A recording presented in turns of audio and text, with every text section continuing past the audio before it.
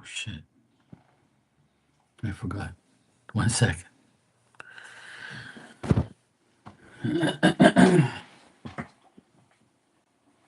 What we got to put on our Christmas tree?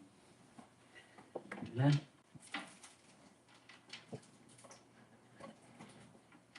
we had to put on the Christmas tree book.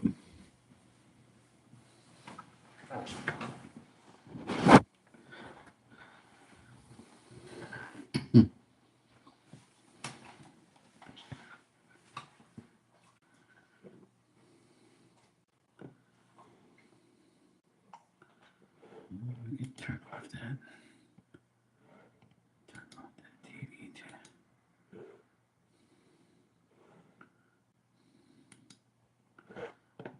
So, yeah, this comes up. Get ready.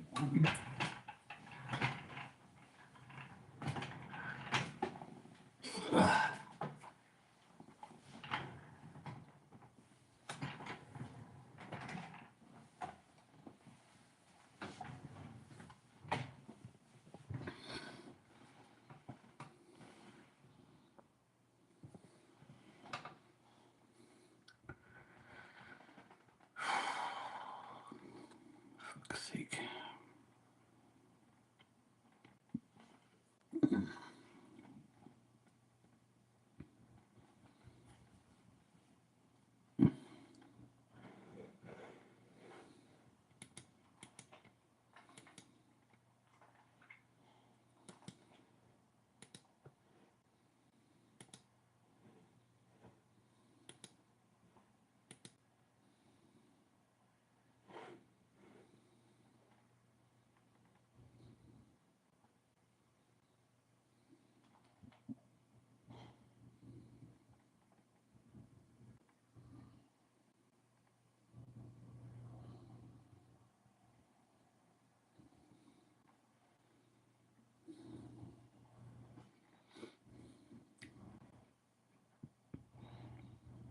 Probably have to find those things.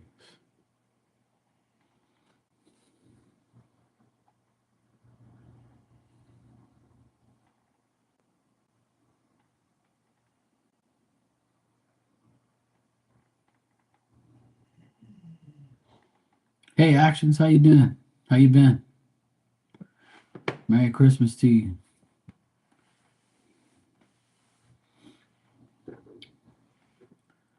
Hope all's good with you.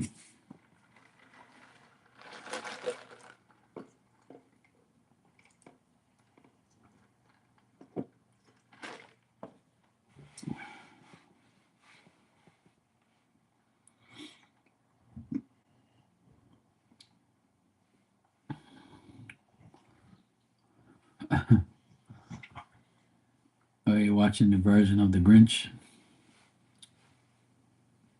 Jim Carrey.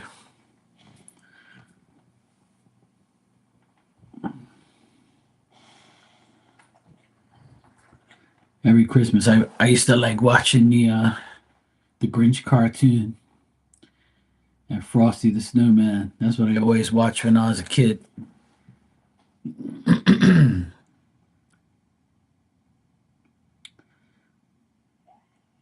Christmas Day, I usually watch sports. I usually watch basketball and NFL games and stuff like that. Frosty the Pimp. I used to love watching Frosty the Snowman and the Grinch and all the cartoons when I was young. We used to love watching that. They still have the exact same one out there. The one from like 40 years ago. Same exact cartoon. With the little girl and Frosty where she found him and stuff, and then he melted away, and that was it. Poor Frosty. He could have lived in Antarctica.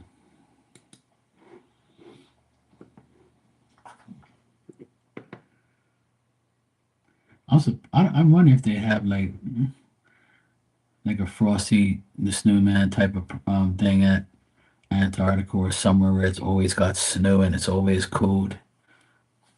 I wonder if somebody like makes a snowman and leaves it there all year round. it probably would get it probably would get mauled by polar bears and shit. Or the weather will probably mash it up.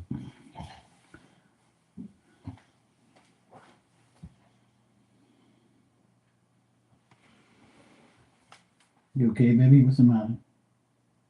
Hmm? You okay?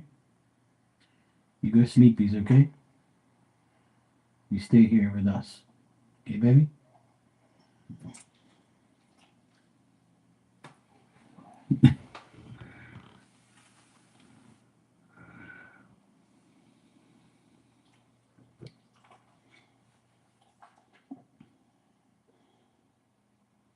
Oh man. Happy birthday to your dog. Sorry for your dog's loss.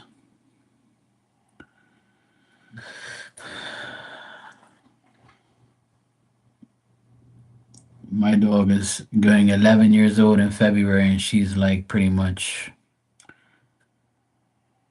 she's like not been good lately.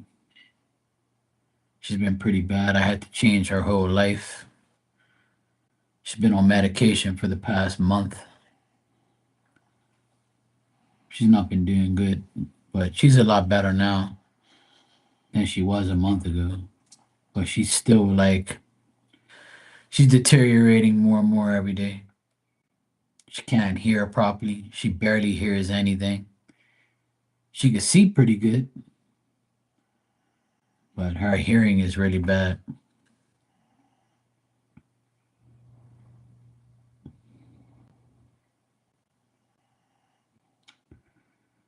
And she almost died in the pool. About, I think it was like 3 weeks ago. Like 3 weeks ago, me and my friend were outside fixing the AC, and all we hear is a splash in the pool. And she fell in the pool, and she doesn't know how to swim properly, right? She doesn't really swim. And next thing you know, my friend goes, "Hey, your dog's in the pool." I was like, "No way." I was like, "That dog can't swim." So I ran over there, jumped in the pool, went to go get her. And thank God I got her just in time before she died because she was drowning and she was like on her last couple breaths. Thank God my friend said something because I didn't even see her because I was further away from the pool than he was. He was closer. So thank God he was there. And he says, "Hey, your dog's in the pool, but it doesn't look like she's swimming." I'm like, "My dog don't swim." And then bang, I just went and got her. Sucks, man. Ever since that day, it's you know, the worst day was that day, and then I had to change her whole life. I had to rearrange her life and put her over the other side of the house in a confined area. She's been there for about just over a week now. She's been over there, so that way she doesn't fall in the pool when I'm not here because she couldn't even. I don't know how she fell in there. I don't know or why she fell in there, but she fell in there, so I can't have that happen again. So in order to make sure she's okay, I had to move her to the other side. Yeah. So ever since that day, I've been kind of like, very cautious with her and making sure she's okay. And then I took her. We have a big yard around the back, so it was at her original spot where she used to be when she was younger. So we put her back over there. I had to build a fence, build a dog box, spent a couple $100 on the fence and on the box with the wood. I had to take the time out to do it all. Then I had to paint it because it's outside, make sure it's weatherproof. Winter's here. Uh, Man, I've bust my ass the past week getting her sorted out and making sure she's okay. Been very tough, very tough. She's a boxer. She's right behind me. Yeah, she's a boxer. She's 10 years old, going 11 in February. But like when she walks, like her ankles crack, make all sorts of noises. She could barely stand up a long period of time. She's on medication right now for like her arthritis and stuff, and she's been on like steroid medication because she has all these bumps on her back. Uh, but she eats good, she sleeps good, she drinks water. She sometimes she runs around, or she like not runs around literally, but like you know, she's a good dog. Like she protects the home and barks when she sees strangers, and she's always around me 24/7. She has to see me or be around me all the time, or else her life would be ruined. She's my shadow, but yeah, she's been through a long, hard life. But she used to sleep in here every night, but she would wake up during the night and piss and shit everywhere. So I would like couldn't have that anymore. It got too much. So then I put her in my workshop every night for like 3 nights in a row, and she barely slept in there. She didn't want to be in there. She was all by herself. She don't want to be like, like that in that room. And then she peed and shit in there. And then it was like, it's just, it got too much. So the only choice I had was to put her back outside. But the space I put her in, it's shelter. Like it's not a bad place to be. It's like the best place in the house where there's less wind, less rain can get to you. It's like blocked by the house, and there's another part here. So it's like, it's the best place I can put her where she's going to have shelter. And I built a big 4x4 box for her, and it's got like a slope and a slope here and a slope there, so the rain doesn't go like in her box or in towards her. I made it deep enough so she can go further back in the box if the weather gets really nasty, but it's so far down that the rain can't get to her, so it's perfect where she is. She's on grass, so she gets to piss and shit as much as she wants all during the night. So I couldn't put up with it anymore, her living with me inside. But, when I'm here, live, I'll bring her inside for a bit. You know, she used to live outside for 6 years. And then the last 4 years I've had her, we did the renovation and we had the pool. And I didn't want her to die in the pool because she hates water. We would put her in the pool and she would get out of there as fast as she could. She never wanted to learn how to swim. She never cared for water. She doesn't even like getting baths. But she'll stand in the rain like an idiot and drink water off the ground, like the rain off the ground. She'll stand in the rain and get all wet. She don't even care.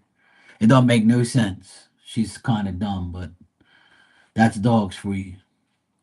Dogs and people are dumb in a lot of ways. So yeah,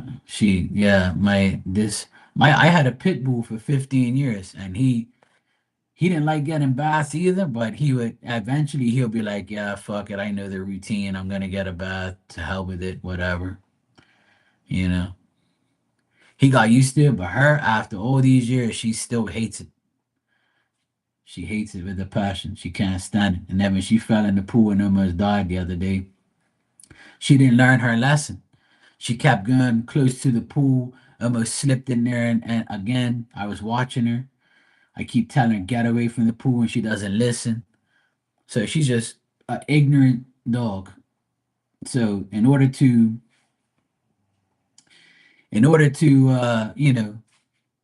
make sure she doesn't die in there when I'm not here, I had to put her over the other side. So she hasn't been near the pool since. I take her all the way around so she doesn't even go near it. And when I cut the grass the other day, and I was out by the pool. I just put a towel down there, and she sat down on the towel, and she stayed put. And I told her, "Don't move, don't go nowhere." So she was watching me cut the grass and clean the pool, and then she just sat there and watched me, and then she laid down, and then she watched me, and she was cool. She didn't get up and go near the pool. I think she's got the point now, like, that I had to change her whole, living arrangements because you're stupid and you want to go near the damn pool like an idiot. So, yeah, that's how my life has been for the past couple weeks. Stressing out over her dying in the damn pool. And thank God, it all worked out where she didn't, because that would devastate me forever, you know? So she's okay now. She's like recovered from that. And she really likes being outside. And she really likes her box and her bed. And, I made it all nice and comfy for her. She doesn't act up at nighttime because she can barely hear anything. So if anybody's around, she won't hear him to bark anyway. Plus, I have a camera right on her, so I can see her at all times with the camera. So I'm good. She's a good now. She's been out there for like maybe, I don't know, maybe a week now. I think it's been almost a week now she's been out there.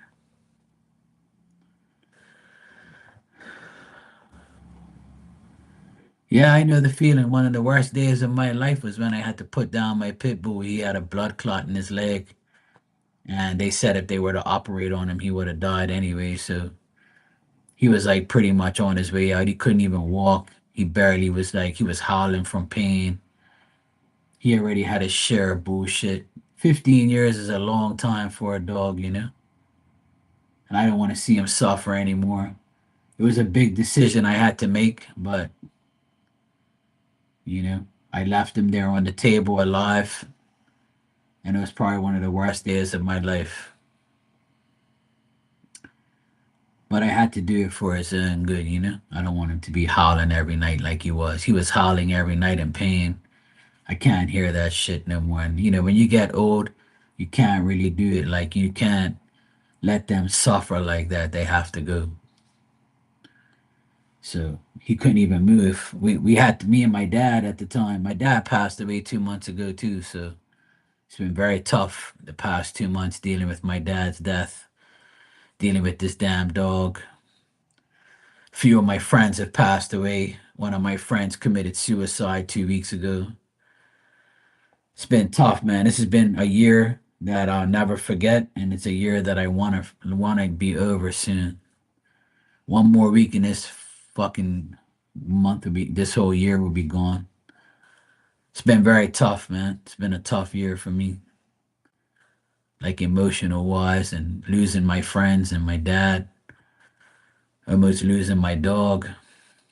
It's been shit. I'm a tough guy. I can handle it, But at the time, we all have emotions and we all go through shit. Everybody goes through things, but this year was my turn. So I always thought my parents were going to be around forever, but when my dad passed away, it hit me with reality. Sometimes I think he's still, around. Sometimes I grab my phone and I scroll down and I'm like, fuck, dad's not here. I can't even tell him about the damn game.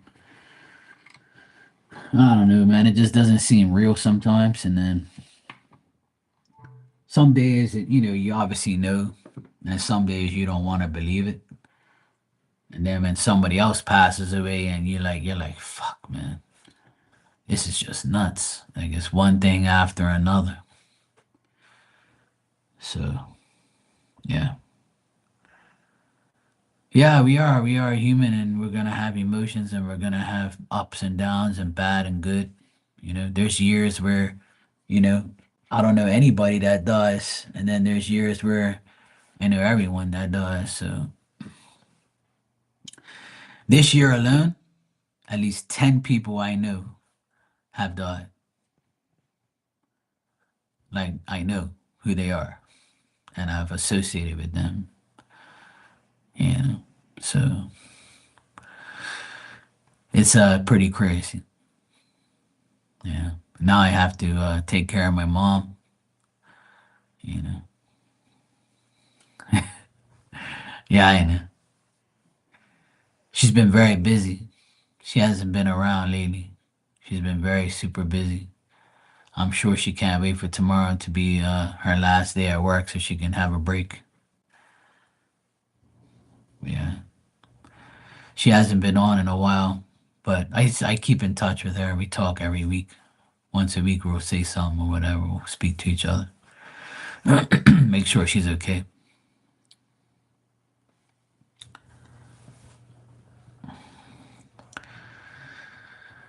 But yeah, life. It's life. It's life. It's life. Yeah, she is. She's cool.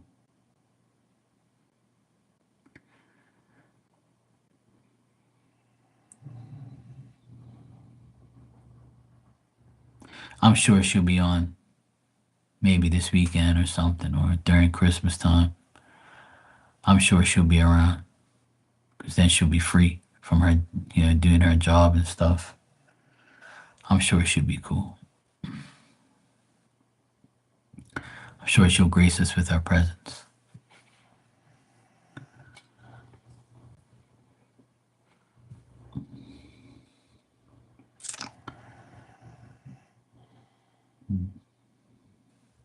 Yeah, she will. She'll be around. I'm sure of it. She just needs to get through tomorrow and she'll be fine. Everybody's busy, it's Christmas time. People have a lot of shit to do. These past few yesterday and today had been very busy for me. I've been going nonstop, especially today. I got up this morning and went straight to do all the work that I need to get done. I just put up some Christmas decorations outside, and one of them works, one of them doesn't. It's like a pain in the ass. Yeah, I have my I mean this Christmas is gonna be pretty sad because we don't have my dad anymore. And he loved Christmas, and Christmas was very special for him because he liked to see everybody together in one place, and that was something that he likes. Me, I could care less. I don't want to see half my family because they're a bunch of idiots. But yeah, for my dad, it meant everything to him. But he's not going to be here this Christmas. He'll be here in spirit, obviously, but he's going to be a big miss. Last year, he had such a great time during Christmas time. I remember him last year. We played all these cool games, and he participated, and everybody was laughing at him because he was doing dumb shit. But it sucks, man. It sucks.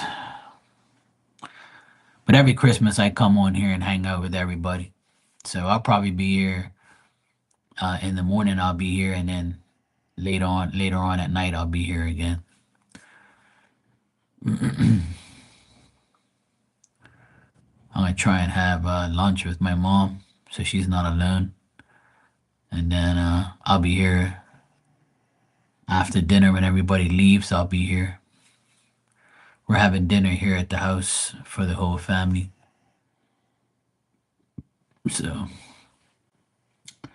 at night, maybe around like maybe 9:30, 10 o'clock, I'll be here. My time. It's 8:30 now. So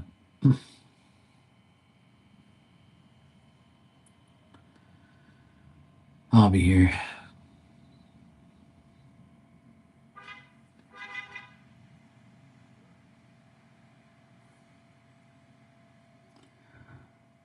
No, my parents have their own house, and where I live is the apartment of my sister's house. I live next door to my sister. She owns this house, and I live in the apartment. And then my mom and dad own their own house. But I go down there pretty much almost every day now because of my mom. My mom's all by herself, and she doesn't want to leave her house and go live with nobody else or want nobody to live with her. She wants to be by herself for right now. She can handle herself anyway. She's fine. But I take care of the house. I've been taking care of this house and my parents' house. I work here at both houses and do everything. and have to do my own job. That's what I do for a living. Property management. I take care of like I have a client that has 5 houses here in Bermuda. I take care of all 5 of his houses, and I take care of my mom and dad's house and this house. So it's what I do for a living. I have a maintenance business, and I just take care of properties. I had a lot more properties that I took care of, but I downsized because it was too much for me to do. So now I give some of the work to other people. And if I don't want to do something, I'll just give it to somebody else. My cousin has a business. I give him work and stuff. So, oh, cool. That's cool. So you meet a lot of different people. You manage a whole motel on your own. A motel, hotel. That's cool, man. That's a cool job. You get to meet a lot of people. Do it all on your own. Run shit. You the boss. That's good, man.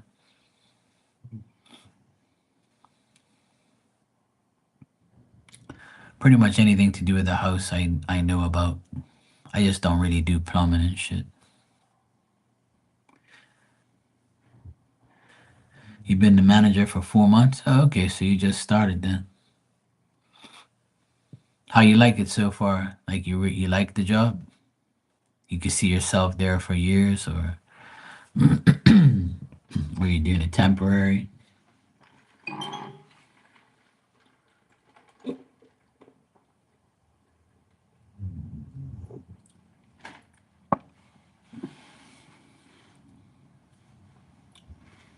Oh, okay. You've been painting a lot and remodeling rooms, so you're doing what I do. That's cool. You do what I do. You paint, remodel rooms, redo shit, renovate. Yeah. I pretty much do electrical. Like I'm an electrician by trade. I've been doing it for 25 years, but I kind of got out of it recently. I don't want to do electrical contracting, which is like, big jobs. I don't want to do it by myself no more. I'm getting too old for that shit, and it's too much headaches. It's a lot of money, but it's a lot of headaches that comes with it. So now I do small jobs and small things just for myself to keep myself going, you know. As long as I make enough for myself, I'm good.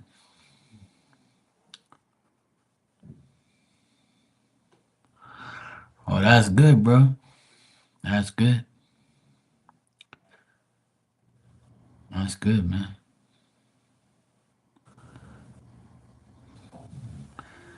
So if they're making a profit because of you, that's good.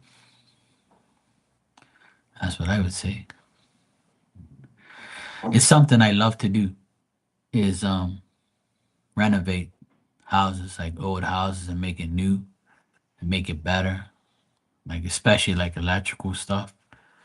I love like ripping out old electrical and redoing a whole house from start to finish. I love that. I totally love it.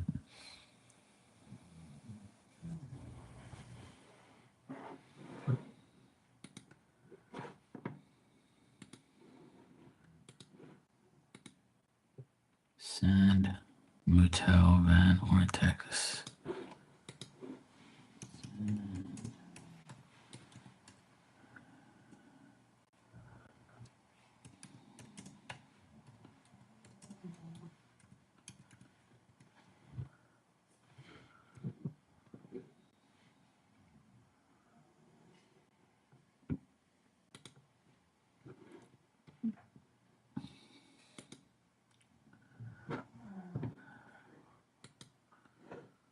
Oh, cool.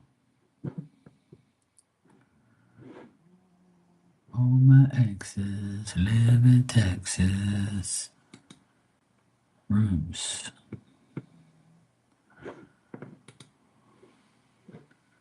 Yeah, definitely looks like you need some help. Oh, that looks pretty nice. Oh, cool. You can see that the front desk has been painted. Oh, that room looks alright. It's not bad. Oh, you can see it's definitely a motel.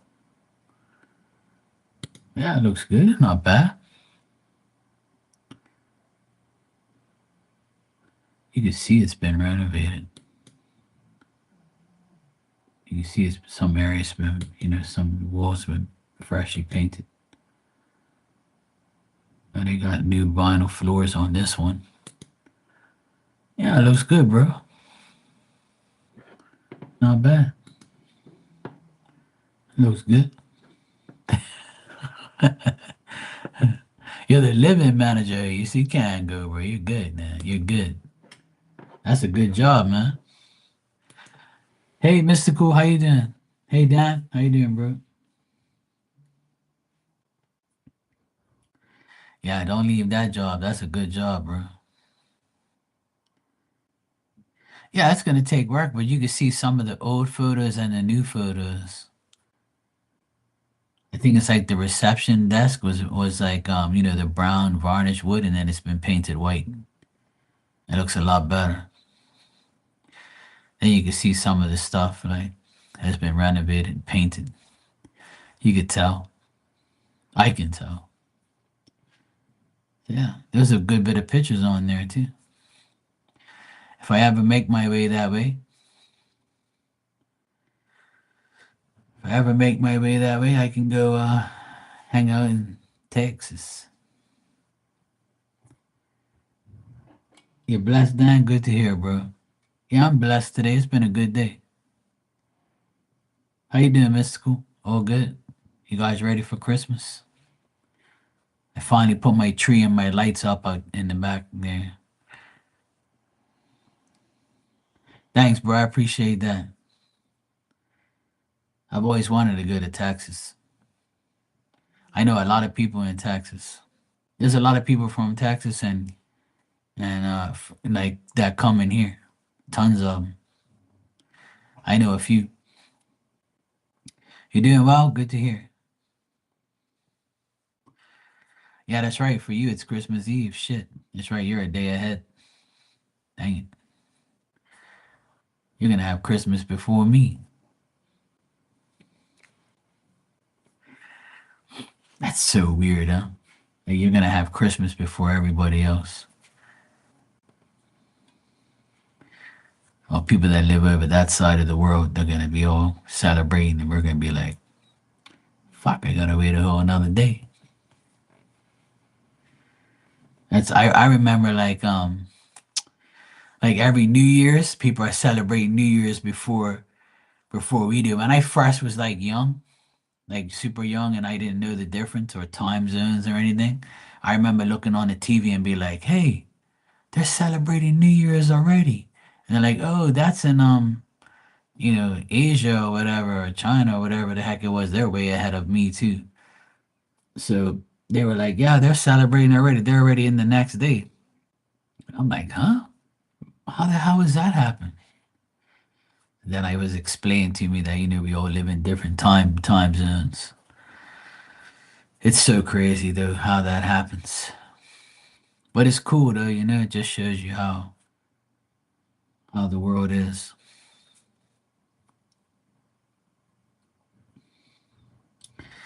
I have to remember that tomorrow for me will be Christmas for you. Shit. I'm all ready for Christmas. I'm ready as can be. I bought myself I bought myself a good bit of gifts for myself. And I got some nice, cool things. Everything that I wanted, I've gotten. Every last thing that I want, I've gotten, which is a miracle. Because usually when I go into the city, and I actually bought things from Bermuda this year, usually I order shit from Amazon or online, and I actually bought everything from Bermuda this year. And I got discounts on everything. All my friends own shops that I needed things from. So I got discounts from them, so it all worked out for me. So it's nice. Yeah, I won't be getting any damn gifts from anybody. Everybody's kind of like in a blah. I don't really ask for anything. I don't want anything anyway. I'd rather buy my own shit, to be honest. I got a pair of sneakers, two t-shirts. I got DJ equipment. I got a new laptop. I got a new external hard drive today, and I got a laptop stand so I can do my DJing stuff.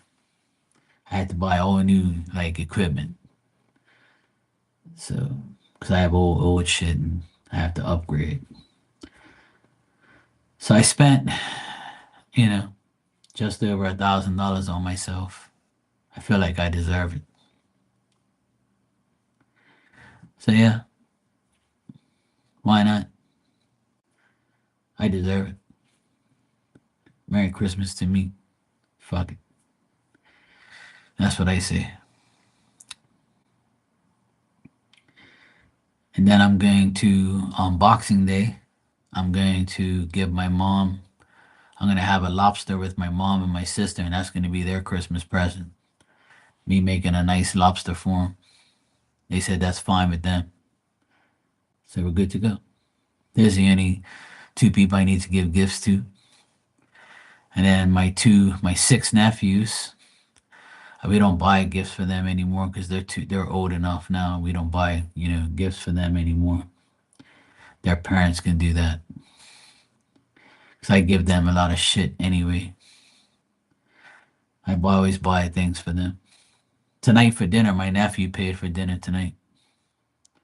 Me and my two nephews went to the drive-through, and we got a burger and some fries, and my youngest nephew paid for everything. So we all take turns. One day I pay, one day they pay, one day he pays, and my sister pays, and then we just, treat each other.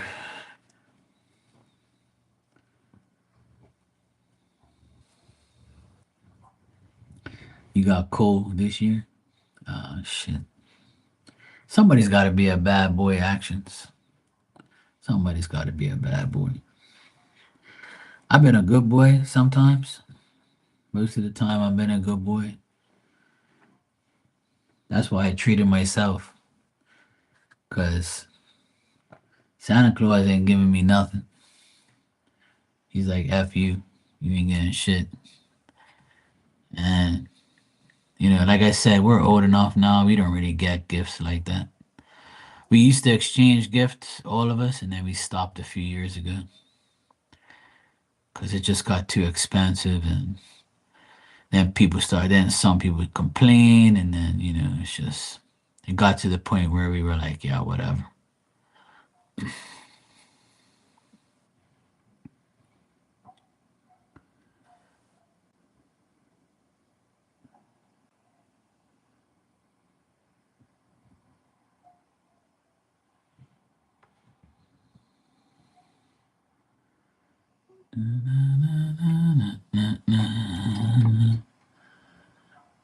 So,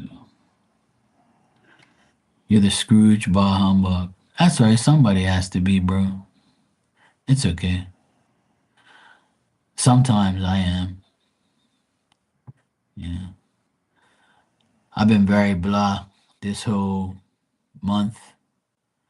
I've been upset a lot this month with the dog and then my dad passing away, and I've kind of been like down and feeling kind of shitty and annoyed and wanting to, you know.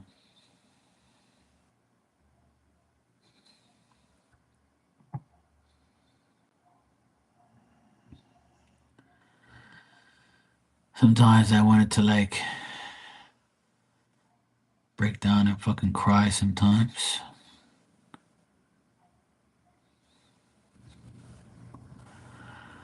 And then other times I just say, you know what? Whatever. It's life. Yeah. It's hard sometimes. I try to play tough guy every day and try not to show my emotions and my feelings. Try not to cry when I feel like I want to. I'm just like, I hold back.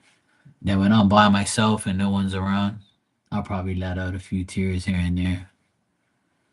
Usually at night when I'm by myself and I'm just chilling. And I'm just like, you know what, man? Just like let it out, bro. It's okay.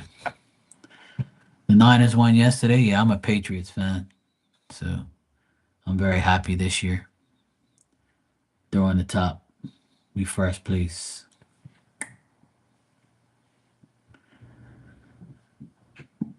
All my teams are doing good. Hey, Barbie. Yeah, I agree with you there. And that's why sometimes I just let it out, you know? Sometimes I just have a little moment to myself. You know, I'm getting used to, you know, uh the thing is sometimes with me, with me, I try not to show my, my emotions too much, you know. But I let it rip sometimes. 49 is gonna smash the Patriots. No, no. No, no. Yeah, I agree, Barbie. I agree. My brother's a 49ers fan. He says the same thing. I'm like, yeah, yeah.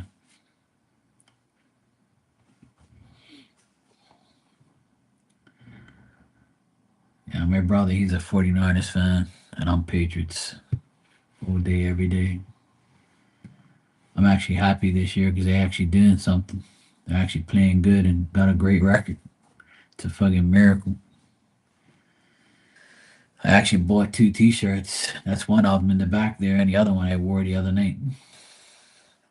I had to buy two new Patriots T-shirts because my old ones I was using them as rags because I was so ashamed to be a fan because they sucked the past few years. But this year I'm like shit. It's a miracle. They're actually winning. Yeah.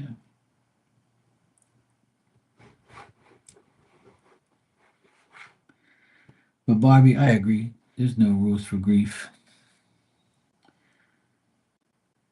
My mom and I, when we went to the grocery store today, two people came up to my mom and I and gave us condolences about my dad, and my mom started crying in the grocery store, and I'm like, oh Lord, she can't hold back. Sometimes, it's hard for her. I understand totally, but I always try to cheer her up and make sure to be there for her. Everybody always looks at me and says, "Take care of your mom." I'm like, the next person who says that to me, I swear. We were talking about that on the way home. Oh, you got a Steve Young jersey? Cool. I like Steve Young. He's a good quarterback. I like watching him on TV, like commentate and stuff. He's a cool cat.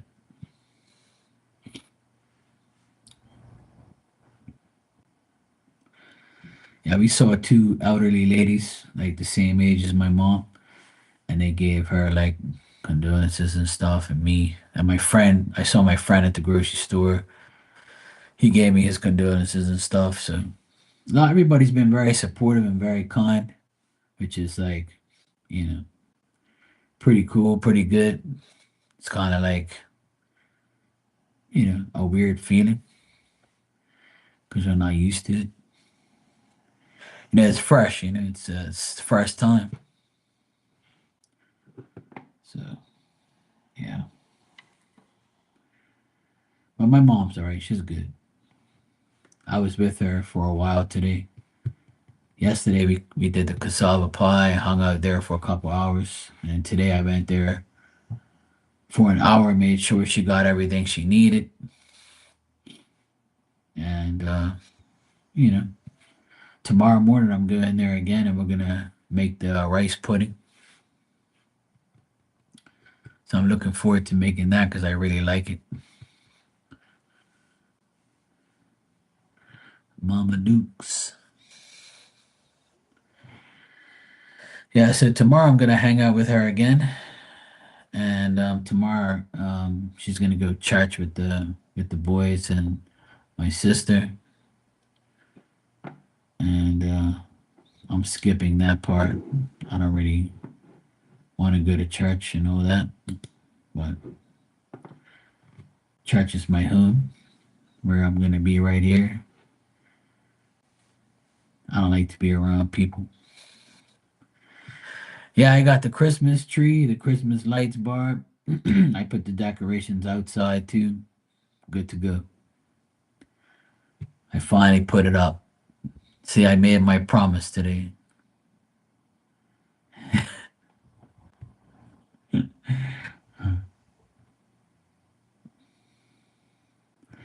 still got your mom, and she's a pain in the butt.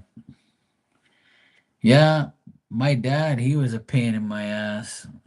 You know, he was a nuisance to me. He aggravated the shit out of me almost every day. He there's some days where I wanted to tell him go F himself and leave me alone. There's some days where I wanted to, you know, fight him, especially when I was younger. And then as I got older, and I would say the last 10 years, him and I bonded a lot. Because he got to that stage where he was old, and I would he would come here and watch the games with me and stuff, and then I watched him deteriorate. He couldn't walk up my steps anymore to go to the bathroom. He couldn't drive and really ride his bike anymore in the nighttime. So I ended up getting him like this little cable box so he can watch the games at home. And then yeah, and he's gone. But at least, he had a good innings. 82 years old, it's not bad. He lived a good life. My mom's not really a pain in the ass. My dad was, though, to me. But I would love to have him back right now, even though he's gone. There's some days where I said, one day I used to say, "Hey Joey, how you doing, my brownie twin? My day's been okay. It's been good. I got a lot accomplished." But yeah, there's some days where I said to my sister, my dad used to aggravate me so much that I used to say out loud, like, when one day he's gone, I won't miss him. And I used to get like really frustrated with my dad because he used to piss me off all the time and act like I was at his service and I had to do everything that he wanted me to do, and everything I did was wrong and he was always right. Like he was always a pain in my ass, man. But I do miss him. Like to talk about football and stuff and sports and life, and you know, um, even this year, like, was the first time that he actually said thank you for me doing shit for him and stuff. And before he passed away this year, he changed a lot of his like ways towards me. Like, he actually, you know, showed me appreciation for once for doing all this shit for him. You know, so I never really, cared. I cared to a certain point, but I think some people know when they're ready to go, so they'll say and do things different.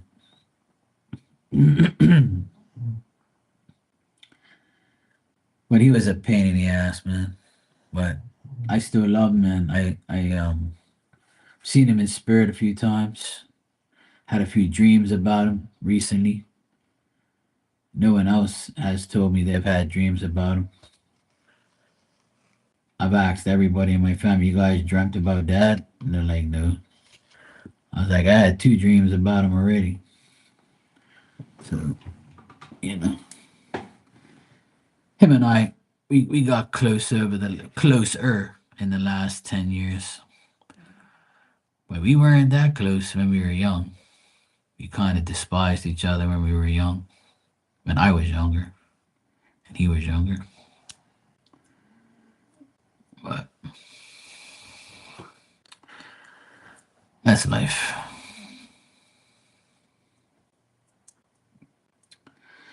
You're checking in on your church, having candlelight service. Oh, nice.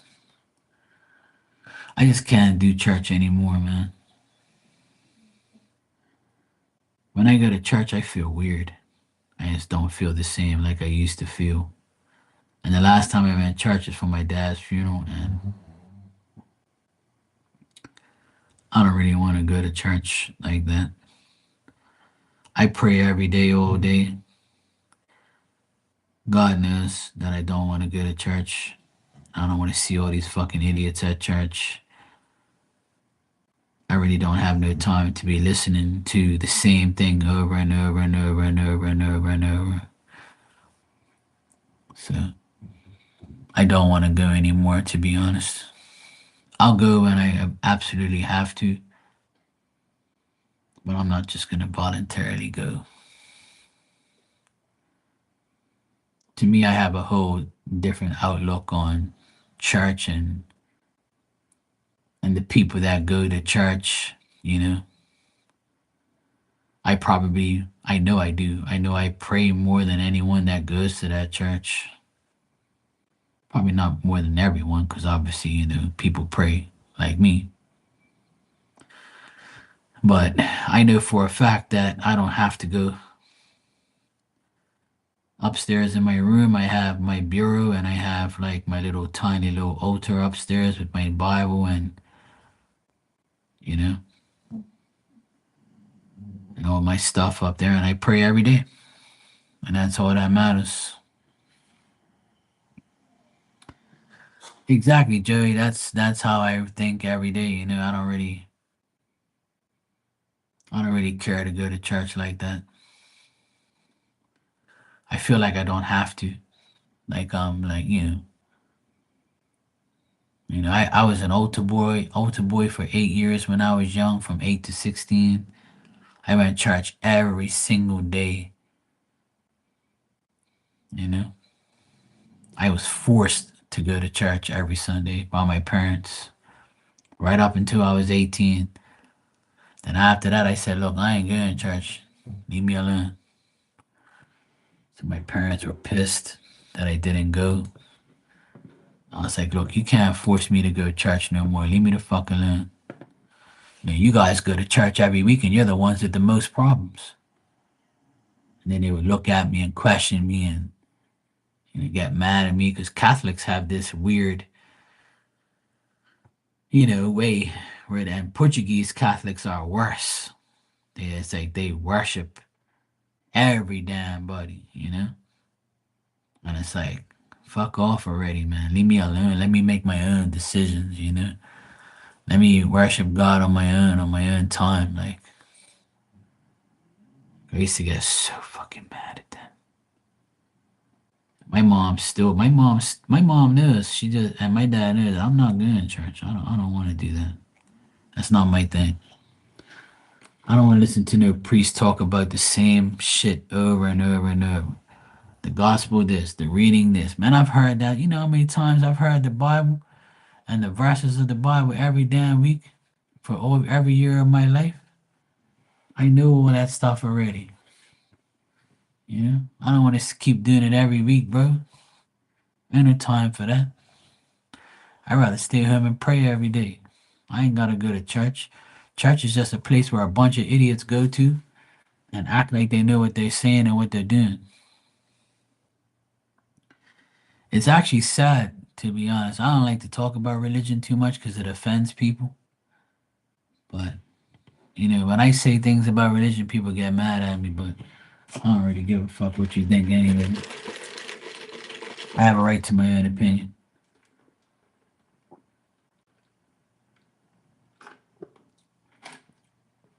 Same here, Joe. I went to a Catholic church. a Catholic school. I mean, I went to a Catholic school, and right next to the school was a church. So we used to go walk across the street to the church, and we went to church like every week. And I was the only altar boy in my school because nobody else wanted to do it because we used to get made fun of because we had a robe. So some of my friends used to say, "I can't believe you're up there as an altar boy. You're wearing a robe, blah blah blah." And I'm like, "Yeah, I worship God. This is my religion. This is what I like to do. I like to help the priest and I like to, be a part of the church. I'd rather be up here doing something than, you know, sitting in the pew doing shit, just standing up and down, kneeling. At least when I'm from an altar boy, I can, be a part of the whole ceremony. It's better for me. It's what I like. So I used to get criticized for it all the time and teased from my school people, and then I used to do it for school and for Sunday mass.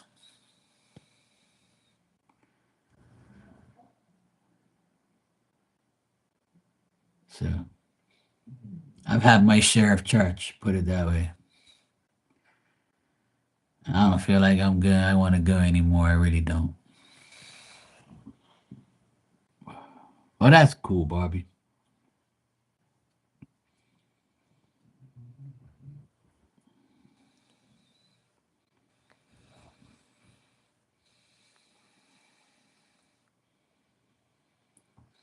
Yeah.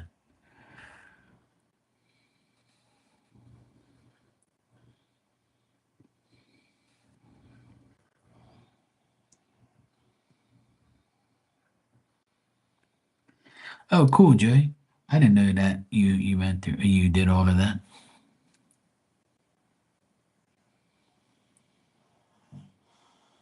Cool.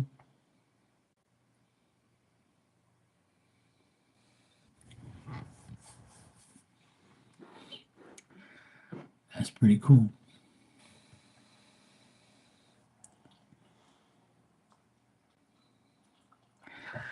I agree with that 100%. And that's why I don't go to church anymore. And another reason why I don't really, I mean, I'm a Catholic, obviously. I had no choice to be a Catholic, but to me, like, I don't think that religion matters. I just think that your belief in God matters. That's all. To me, that's what I think. It's very simple, you know?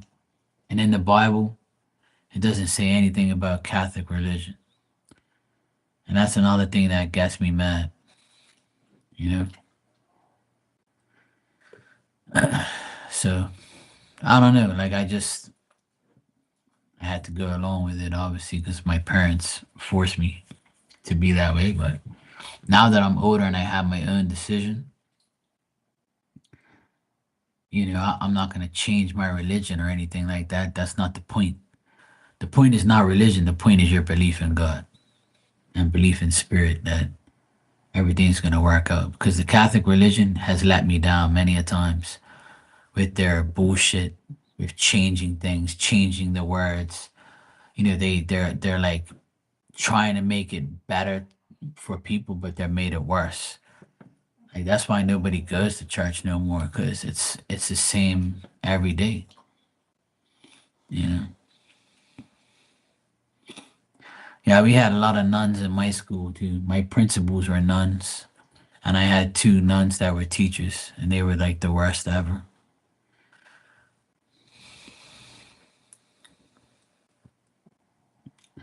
Oh, cool.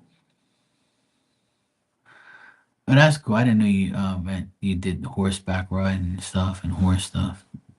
I was into the horse thing too for a long time. A friend of mine had like a used to race horses, like the horse and buggy thing.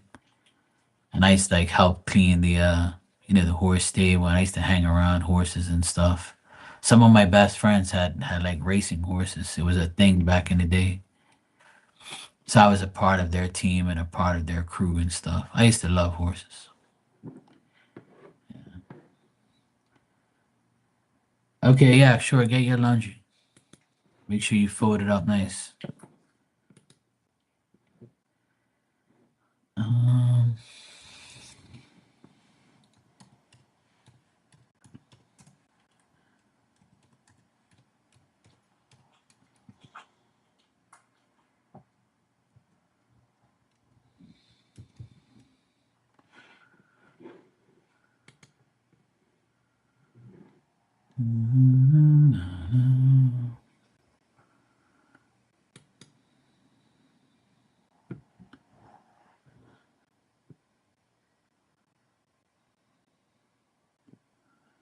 I need to find this place.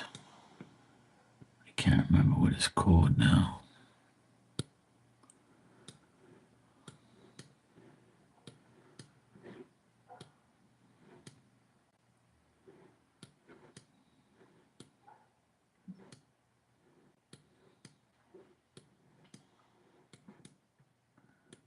Can't remember for the life of me. What's the name of this damn place? I wanted to tell somebody about this place, but I can't remember the damn name. Damn it. I hate when I forget things.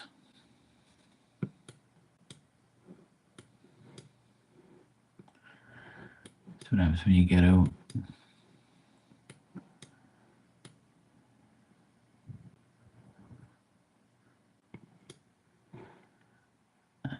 Is it an S?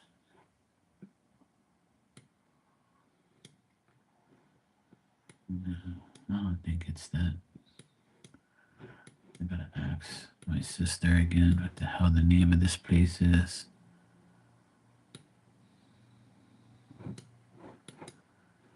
Oh well. I can't remember. Yeah, horse stoves, yeah.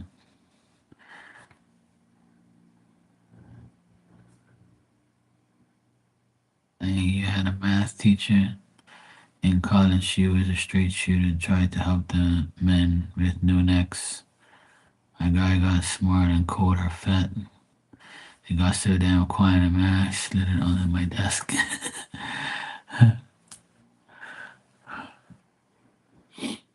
I mean, some people don't care, man. They just say stupid ass shit, not thinking.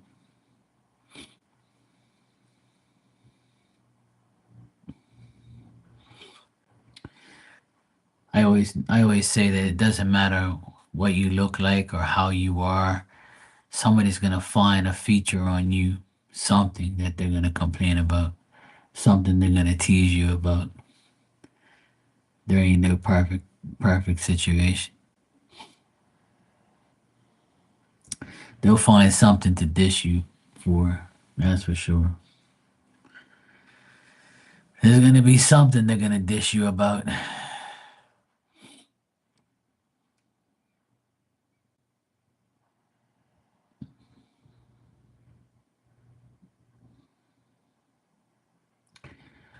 I would have too. Yeah. Oh, nice. Get me a scoop of Oreo cookie ice cream. I'll take a scoop. I ain't greedy. If they don't have Oreo, then cookies and cream, or you can get me some chocolate ripple. Thanks. I appreciate it.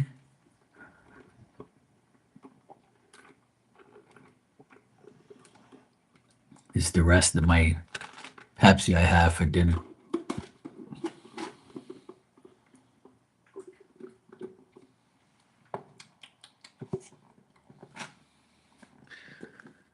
Ice is still in here. I'm gonna put the rest of my water in here.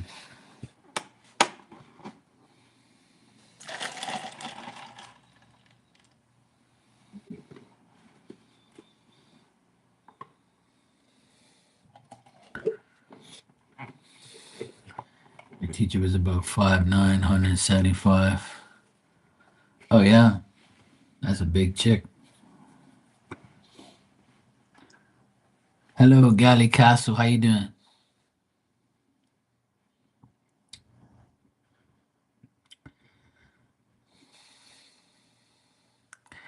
Some women, they don't take no shit, man. They can really like, pound you or defend themselves against a man. They can put the work in. I know there's some women I won't mess with.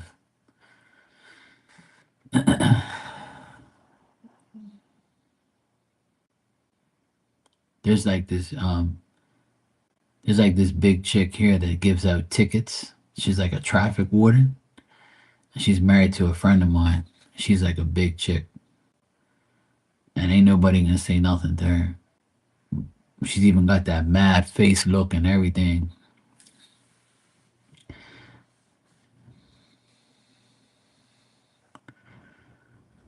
Yeah, probably.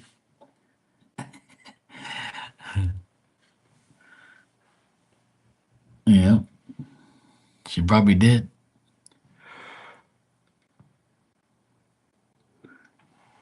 Some of them crazy women get.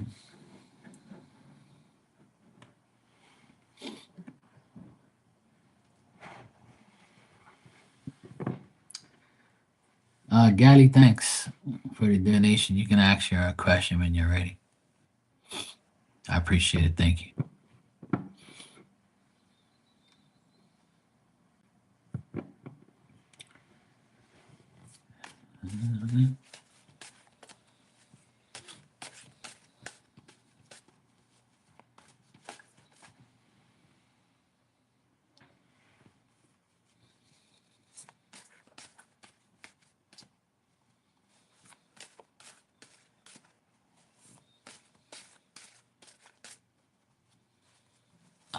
Sure, take your time. Take your time. No problem. No rush.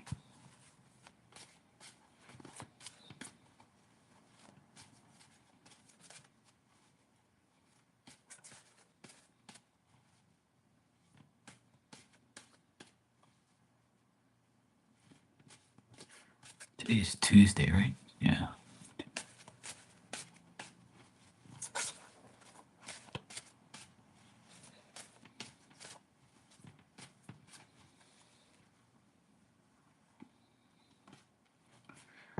All right. You said, does Javi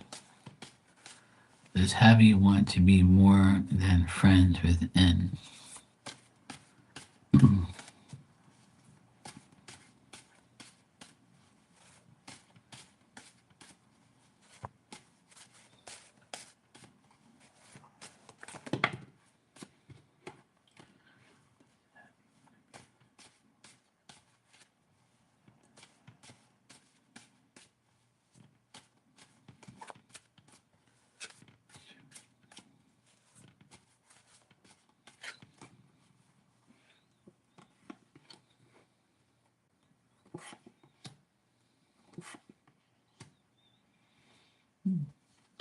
Hey, Lucky. Gally, I would say that Javi wants to be more than friends with N. I would say yes, this person does. But the thing is they're kind of scared of rejection, or they're scared that they don't know enough about this person to be more than friends, but they want to.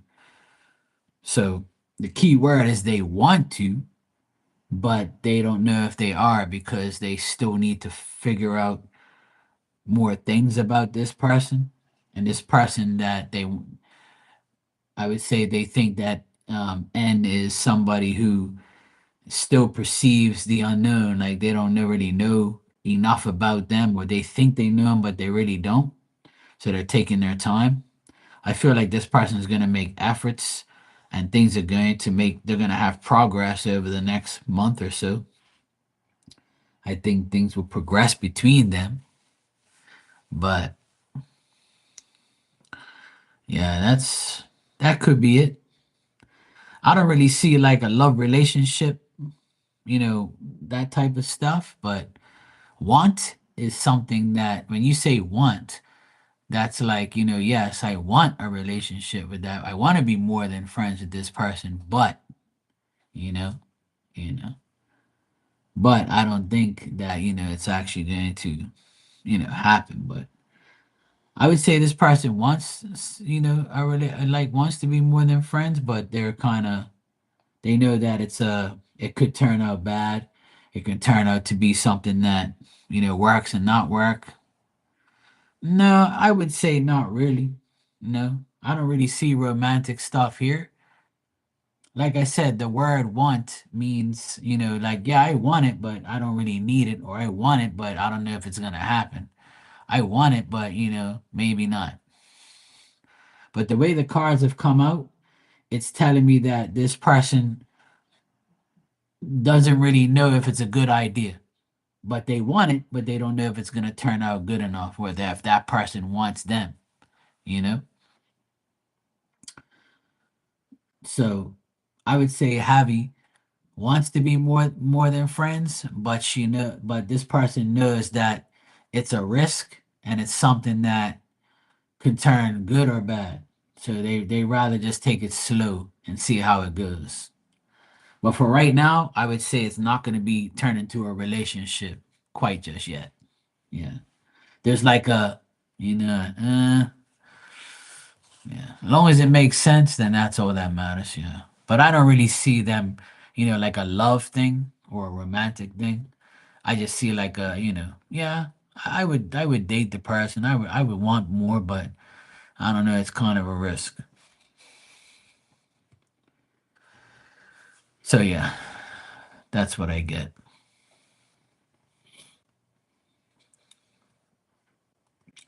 Yeah, I don't see nothing too concrete there. I think it's more of a like, let's wait and see, or let's see how it goes. You know, what somebody wants might not be what the other person wants too. Want is a very powerful word. I want this, but I know I don't need it. Or I want this, but I know it's bad for me. Nah, it wouldn't come out different because I'm just letting you know that, that's the right way to word it. Because you want to know, does she want to be more than friends? Yes, she wants to, but she knows it's not good for her. You know, she knows it might turn out not to be that great.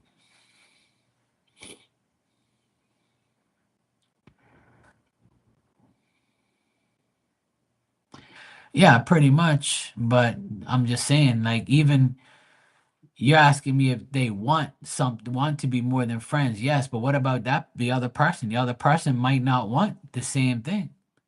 See, want is something that you want. Like you may want me, but I don't want you. You got me? So as far as your question, Javi does want to be more than friends with N. But the question is, does N feel the same way? You got me? So I'm answering your question, and your question was, does Javi want to be more than friends with N? Yes, she does, but she knows it's a risk. But she does, but she knows it's a risk. Now, N might be like, hell no. You know what I mean? Or he might be like, yes.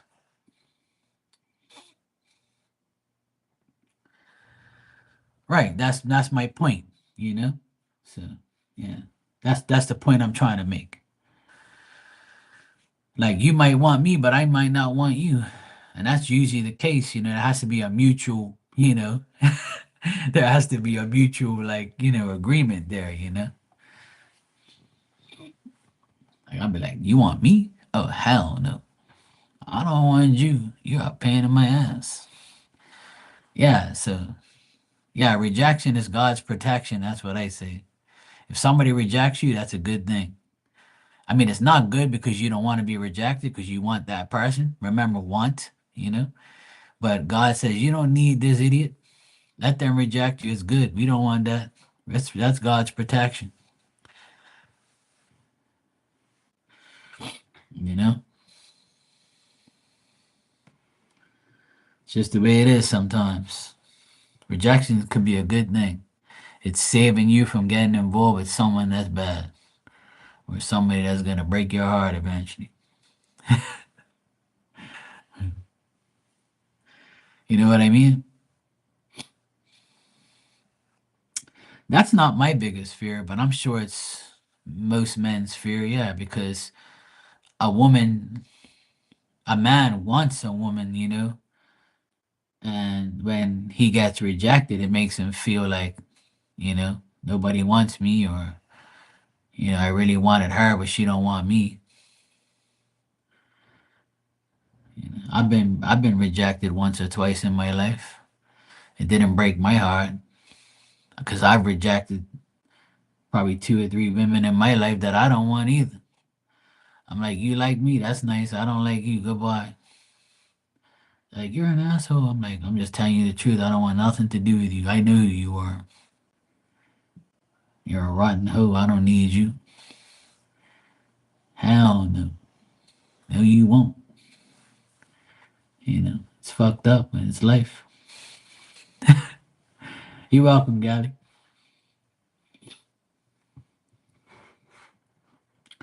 I think everybody's been rejected once or twice in their life, or they have rejected somebody. But usually I try not to, try and get myself involved with rejection or dealing with it so I can avoid that at all costs. I rather just like not say anything at all.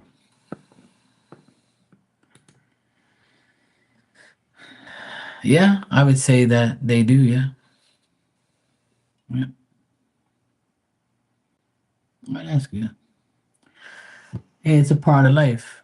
If you've been rejected a lot, it's just the way life is. God's just trying to protect you from being with a moron. That's all. It's all good. Don't take it literally. Don't take it, in a bad way. It's just that person's not meant for you. You know, like there's always one person that you always wanted your whole life, and you still do when you see him. Like I'll admit that there's a woman that I really like, and I've always liked her, and I've always wanted her, and I'll still take her today. And I saw her about 2 months ago, and we had a little connection moment. A little like, hey, I haven't seen you forever. You know, but that's just the way it is.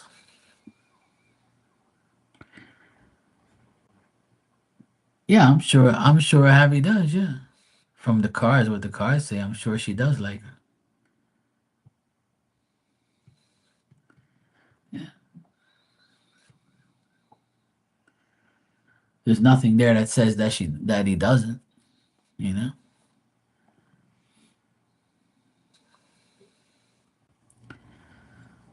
like is one thing, love is another. You know, being cool with somebody is one thing. Being friends with benefits. Everything has a label on it. Everyone has a label for somebody. But you know, but the woman that I've always liked, she never rejected me. She just never really like, you know, there was never in like I never really pursued her like that because I kind of felt that she didn't want to be with me like that. So I didn't really, pursue her anymore because if I felt like, she made her point to me one day, like it was like, like I gave her my business card one day and I told her, look, I have my own business now and I know you just bought a place. So if you ever need me, just give me a shout. And then that was like kind of like my hint to say, like, if you like me, like I like you, then maybe you're gonna tell me come work at your house, and then I can work on that coochie, or work on dating you. But it didn't work out that way. She ended up getting her cousin to do work at our house and getting her brother to do work at the house and avoided me at all costs. So then I got the point. That was like indirect rejection. So after that, I pretty much gave up on trying to get with her. Hey Marilyn, how you doing? Yeah, I try to be funny every day. I try to make the best out of everything. I'm not trying to be sad or anything. I don't give a shit, But that's why I'm single and not married, because I don't really want to deal with, crazy people and people that like you today, love you tomorrow, and fuck you the next day, and then divorce next week. I don't want that. But yeah, when I saw her 2 months ago, we gave each other, the I want you, but I'm scared. That's the look she gives me all the time. She gives me that I want you, but I'm scared to be with you. And another reason why she doesn't want me, like 100%, is because I dated somebody she hated. And she probably thinks that, her and I were,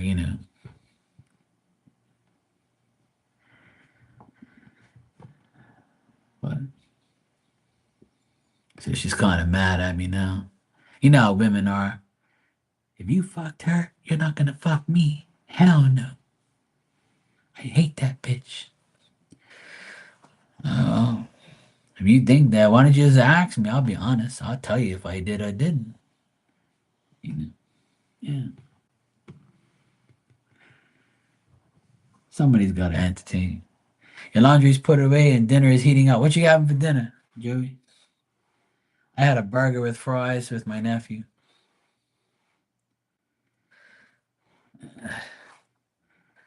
Well, the thing is, I'm always gonna tell the truth because I feel like it's easier. Oh, roast chicken with veggies, nice. Sounds good. I had that yesterday. But like when I saw her 2 months ago, because she was at my dad's funeral, because her dad and my dad were like very good friends, and her dad and I were cool. And then her and her mom were at the funeral, and she looked at me like a couple of times and spoke to me, and I spoke back to her. And I looked at her, and I'm trying to focus, like, on what I'm here at the funeral for. So then, at the end of the funeral, she came up to me to say that she was, sorry and stuff, and she gave me a hug. And it was like probably our third hug in our whole lifetime together. And and I looked at her and she looked at me and I was like, fuck, here we are. We're still single. We're still like we could still be together if you wanted to, but you just resist me. So that's cool. If you want to keep resisting me, then go right ahead. That's all.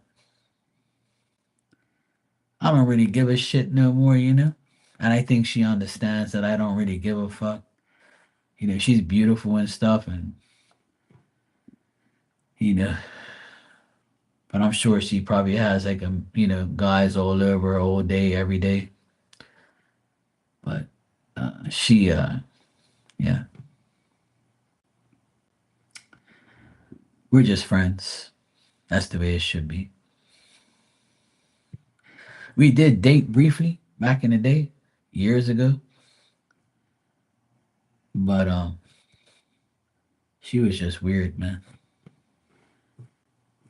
It's like some women, I think some women can't handle like certain guys' characters. And if they know the guy ain't taking no shit from them, like me, then they kind of like say, nah, I'm good. I can't run this guy's life. I can't tell him what to do. Or, if I do something, then he's going to tell me where to go and how to get there. So I can't handle that, you know. But instead of trying or seeing how I am, they just automatically assume, which is their loss, not mine. But it's all good. You had fried chicken with mashed potatoes and macaroni. Dang, that sounds good too. You bought the roast chicken from this great spot that added the veggies. Yeah, that's cool. Yeah, I mean, I'm not a control freak. I never have been. I don't like to tell people what to do. If I have a girlfriend, and my girlfriends will tell you that I never ever did that. I don't believe in trying to control my girlfriend or stalk her or, tell her where to go and how to get there, and I don't treat no woman like shit. But that's the issue. Is if I did, I'd have a girlfriend, but if I don't, then I won't. Because most women get treated like shit, so they're used to it. But when a good guy comes along, they're like, fuck this. This is boring. I want some young and the rest of this shit. But I don't want that. I don't want drama.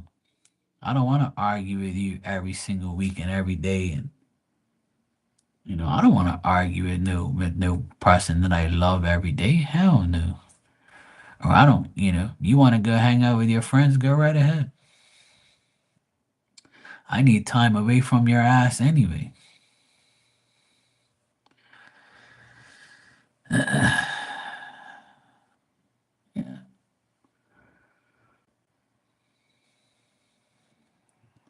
And the craziest thing of all in my life with me personally, my experiences, I've gone after I wouldn't say gone after is the wrong way to put it. I've given like myself an opportunity to be with people that I would never consider my type or my preference. I've gone out of my comfort zone, like how people say. I've given chances to women who I feel like I don't have to like do too much to entertain or too much to get. Even like women that I feel like are out of my league. I'll always try and like be cool with them and just see where it goes. And then 90% of the time they fuck up. They lie to my face, which is the worst thing that you can do to me is lie to me. And if I catch you lying, then your beauty, our time together is gone.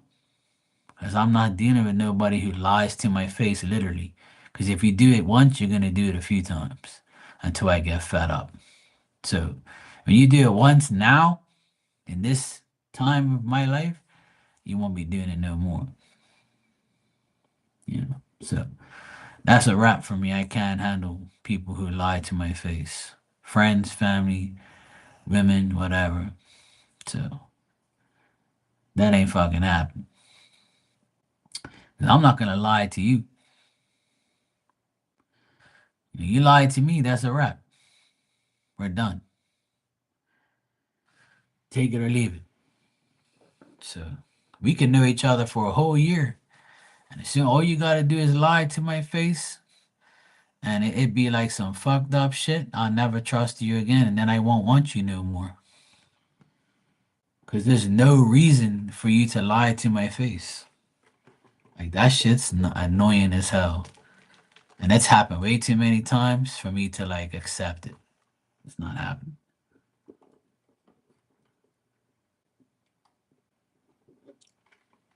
Exactly. I don't know what's so hard about telling the truth. Even if the truth is bad, like, like say, I'll give you an example. Say I start to date this woman and I don't know her, I'm dating her, and 3 months into our dating friendship, not relationship yet, but we're dating, getting to know each other after 3 months. And some people be like, 3 months? I'll be been with that person. Yeah, not me. Hell no. So 3 months, we've been on probably like five or six dinner dates in 3 months. Talk to each other every other day, maybe on a text or a phone call or video chat.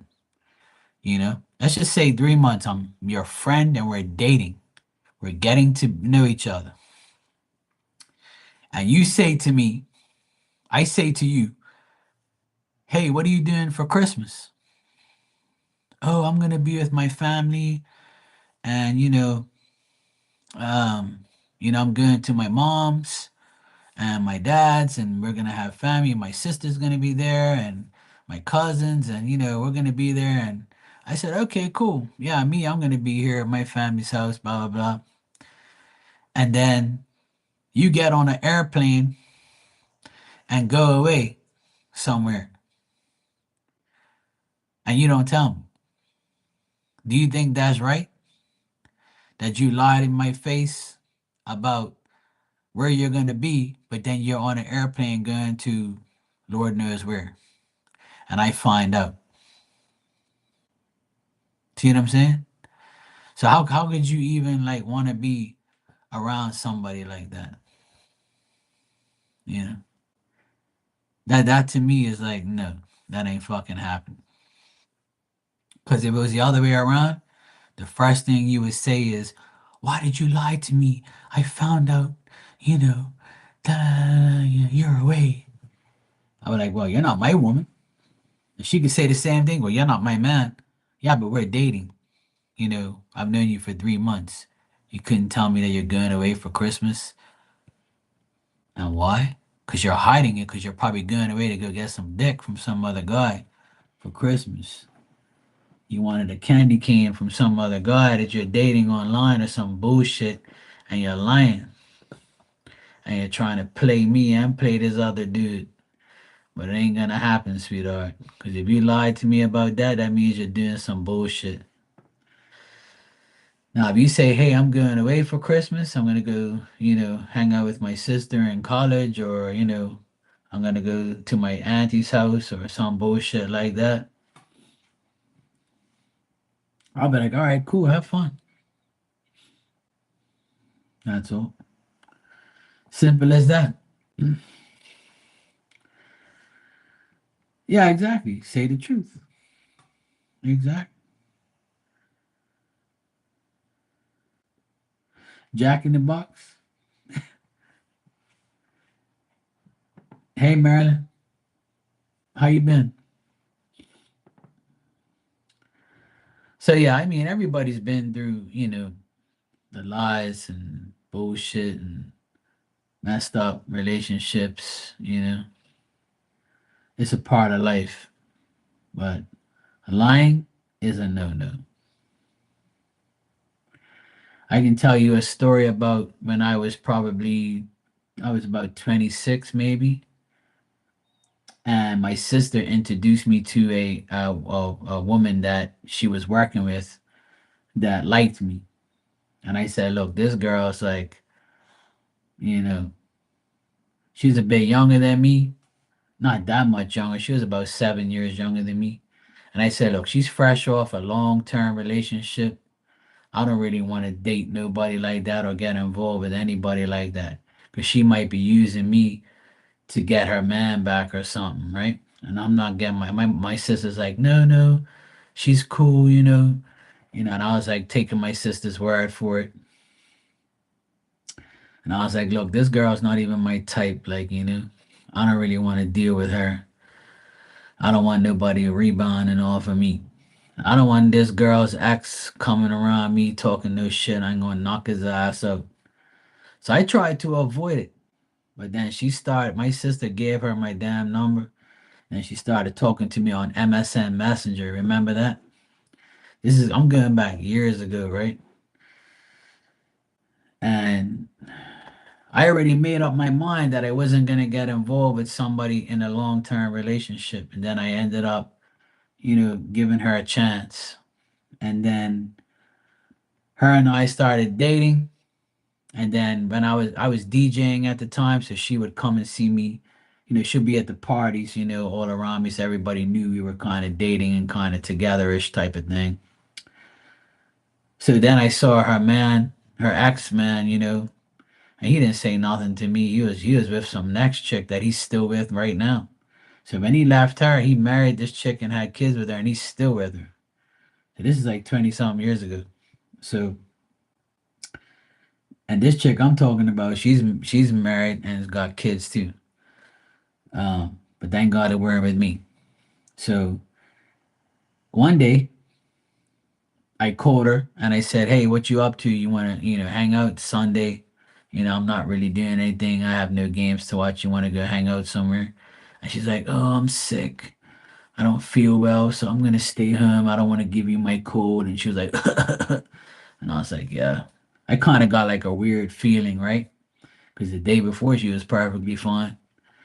So I'm like, this bitch got a fucking fake ass code. She's up to some bullshit. So me inside, I was like, yeah, this is a lie. I know it's a lie. I can smell it. Like I know it is. So me, I turned into a private investigator. And I said, I know exactly what I'm gonna do. I called my friend. I said, yo, you know where you know where you know where her ex lives? Oh yeah, yeah, he lives right around the corner from me. I said, look, I'm gonna come up your house, and then we're gonna go in your car, and then we're gonna go across to where he lives and see if she's there. Oh, serious? I thought she was done. I said, well, I just want to make sure and get it off my chest. But God put me in the right place at the right time. So then I went to my boy's house. We went in his car. We pulled up, and he goes, "Oh yeah, that's her vehicle right there. She's there at his house." I'm like, I fucking knew it. I just knew it. I just had that like feeling that she was bullshitting me and she was back with this fucking idiot. So then I called her and she answered, and I can hear all this like racket in the background. I said, "Oh, where you at?" "Oh, I'm home. I'm just watching TV." I said, "Oh, really? You're watching TV at home?" I said, "Because I'm actually across the street from your ex's house and I can see your vehicle there and I know you're in there." And the phone just went silent. I said, "You know what? It's fucked up that you have to lie to me, about being sick and all that shit. And, I knew you were going to do this and that's why I never wanted nothing to do with you. And I was right all along." And I said, "Thank God I didn't go too far with you because Lord knows what would have happened." And I said, "I'm not even mad. I'm just glad that my intuition told me that you were the person who I knew you were. Anyway, have fun with your ex. Bye." And I'd say about a week later, I told my sister, and my sister was so mad. And then she cried to my sister and said that she got baited in by her ex again because her ex was jealous seeing her with me and all this bullshit. All these excuses these hoes make just to justify their bullshit lies. But little did she know who I was. And my sister warned her, look, don't even talk to my brother no more because he don't want nothing to do with you. But this bitch tried and tried and tried and begged me for forgiveness. And then I saw her ex with the new girl. And she says nothing happened. She went to pick up all her shit. And she wanted to maintain peace with him and all this bullshit. And I was like, look, girl, I don't want to hear it. I don't want nothing to do with you. So anyway, I was DJing one night and she came up to me at the very end and she begged me to speak to her and talk to her for a while. So I gave her the time of day. I listened to her for about 15 minutes. And my boy was in the background going, and I'm like, I know, yeah, I know. So like I talked to her for a few minutes and then, that was it. And then later on, probably like maybe a couple days later, my sister invited her to like this house party that she had. And I was with my cousin, but she thought it was like my new girlfriend or something, right? But she was my cousin, and we're close and stuff. And she got all pissed because she thought that was my girlfriend. My sister's like, yeah, that's my cousin, and blah blah blah blah. So anyway, like this little thing went on between me and her trying to get me, cause her ex cut her off for good. So she had a reason to be with me now.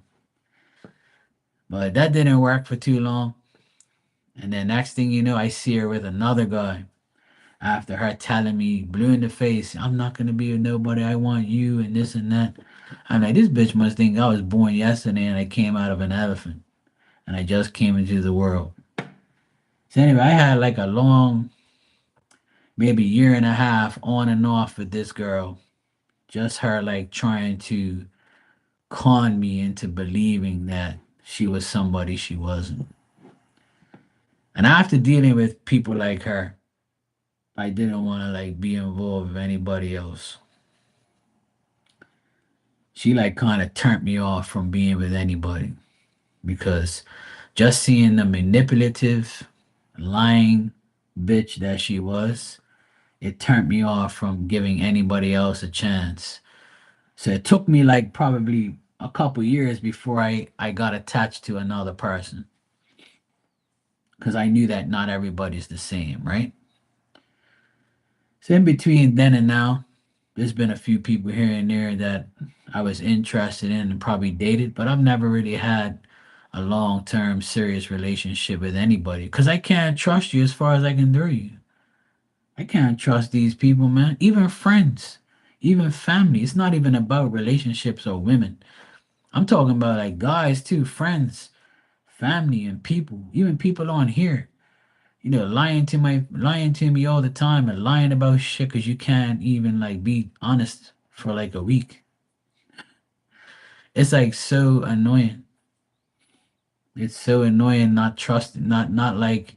But see, it's like I think it's a huge test for people because you have to like test everybody's sincerity and really really test people, you know, and make sure like that you're really with the right person or you really have the right friend or you can trust this family member or you can trust me when you come in here knowing that I'm going to give you an answer, or trust like people in here that want to help you and things like that. Like it's fucked up, man, that because people make you like have this thing where you can't trust anybody, but you can trust people. You just gotta intuitively feel it, and it's hard. It's definitely hard. But I trust a lot of people, like, and I don't trust a lot of people either. Oh, hey, Sophie.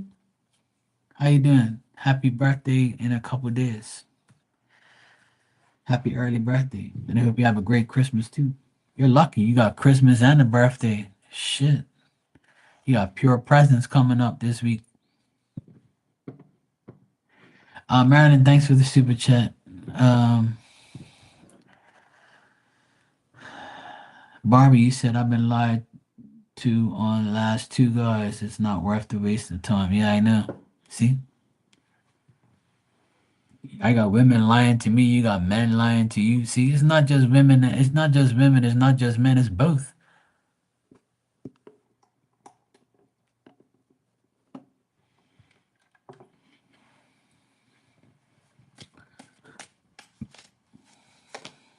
See, one thing about me, if somebody thinks that I'm lying to them, then it's a thought.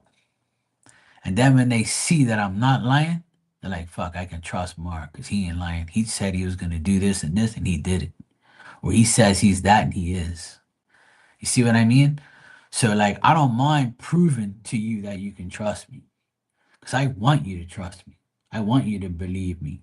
I want you to like, know that you have somebody you can trust. 'Cause I feel like lying is a waste of time. You might as well just tell the truth. Whoever's with you is with you. Whoever's known is known. I ain't gonna lie to keep nobody. Hell no. Fuck that. All right, Marilyn, you said, why haven't I heard back from YJ?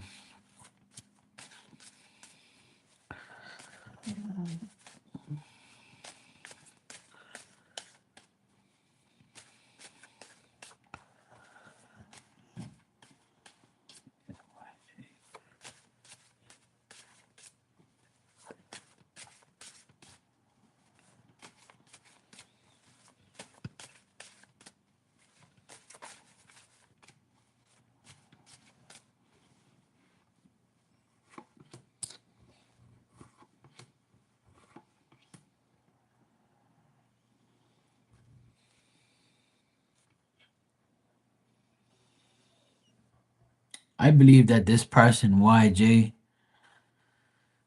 they plan to help you and they plan to contact you, but they've like gotten to some. I don't know, man. I feel like I tell you this like all the time, but this person YJ, I feel like they've canceled some plans or they had some bad shit going on. That's why they haven't got back to you. I feel like they got a lot of shit on their plate right now. In the next 2 weeks, I don't feel like you're gonna hear from this person because they got too much shit going on. They got some like bad shit going on. I asked if this person is gonna contact you in the next 2 weeks and help you, but I'm getting a no. And the reason for this is because they got some shit going on in their personal life. They got like some if this person's like married or something like that, or they're with somebody, they got some issues going on in their personal life. So that's probably why you haven't heard from this person. Hey Tanya, Merry Christmas. Oh oh oh. Hey Virgo.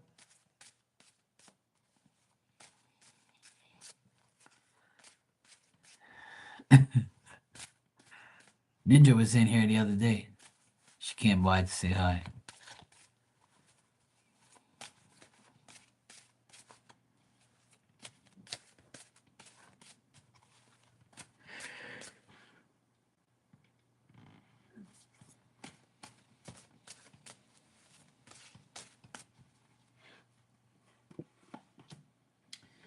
Next month in January, I feel like this person is gonna call you, Marilyn, and then sort you out next month.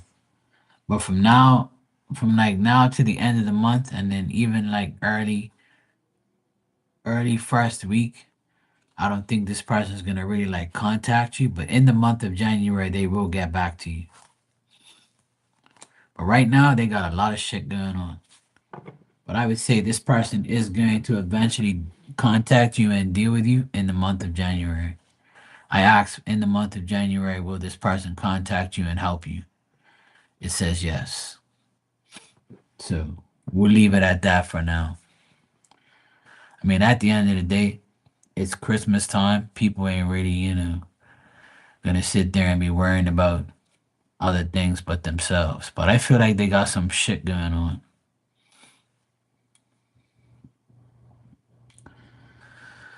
So it's life. You're welcome, Merlin. During these times, I think everybody's like on leave me alone, go slow, or I feel like people want things done, but they have to realize that people go on, a certain mood during these holidays. And then again, some people like just keep moving, keep going. I entered a raffle. I got two raffle tickets today. I wonder if I won anything. My friend said the raffle was tonight, so I wonder if I won. If I did, they probably call me by now, but I don't know. They said it was tonight.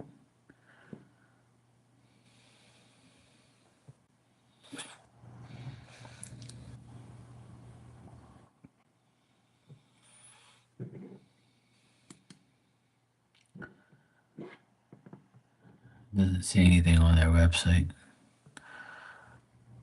but he says, "Yeah, man, it's tonight." So maybe they're having the party tonight, and then they're gonna do the raffle. I guess.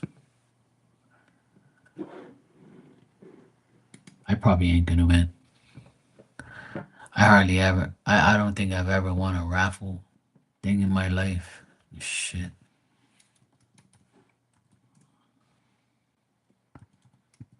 Let me see if it comes up. Nope. It ain't on here. They'll probably call me if I win, but I doubt it.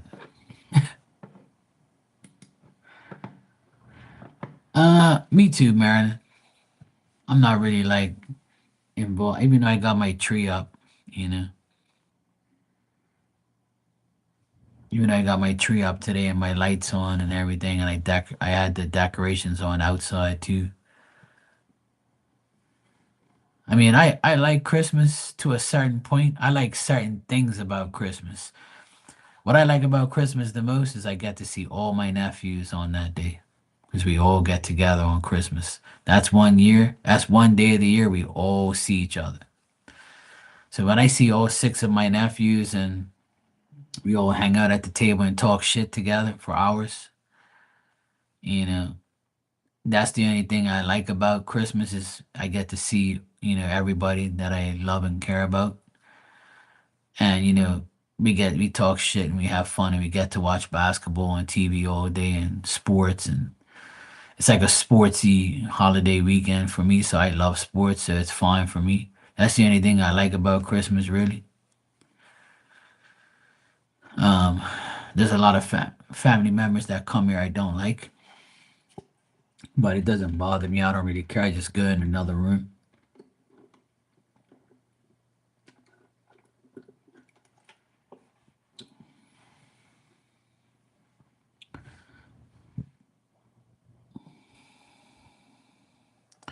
Oh, cool, man. I got some uh I got some lights on outside. There's some LED lights. It's like a projection thing, and it's got like red and white and red, white, and green lights going like this all over the walls of the house, like that. Me and my nephew put it up about 3 hours ago. It's on a timer, so it comes on at like 7 o'clock, and it goes off at like 11. We had two, but one of them broke. It doesn't work, so we got one out there for now. And then my sister got this tiny little penguin and a snowman with lights on it. So she put that out there in the yard.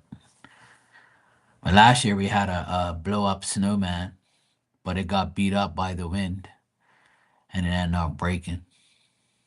And I told my sister, don't put this damn thing up. But oh hell no. I don't want them shitting all over this damn place. Fuck that.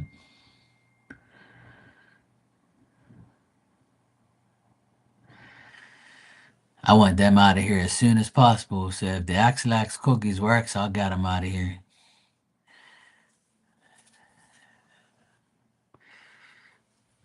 Now we're actually having dinner this year, so they're not gonna be around here too long.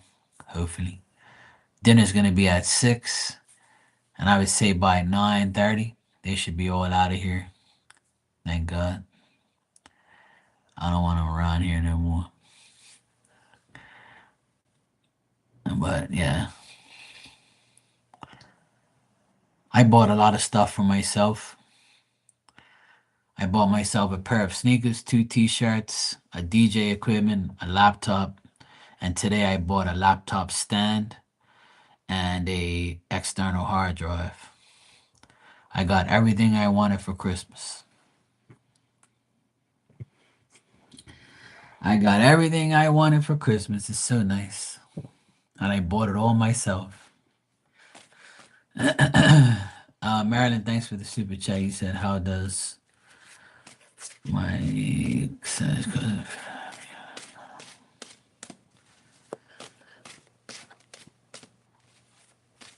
no, lucky we don't. No, they go to church on Christmas Eve, and when they come home from church, it's like probably 8 o'clock or something like that. So we just have regular dinner. Oh, nice, Barbie.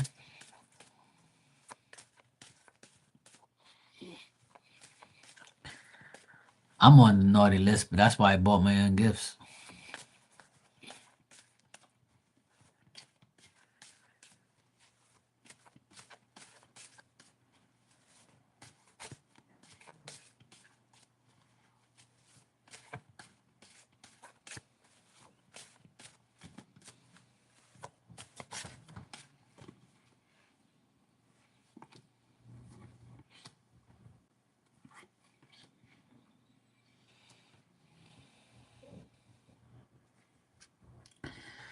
I feel like your Sag cousin feels that you are someone who they don't want to mess around with.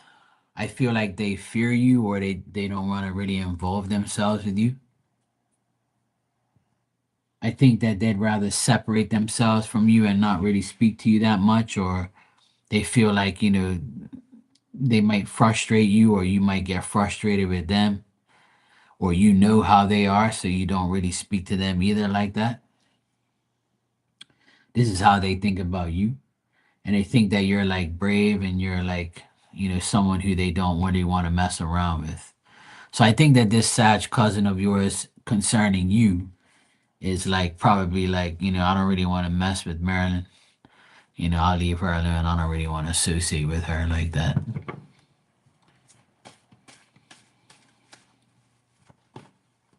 I feel like they want to keep their distance from you.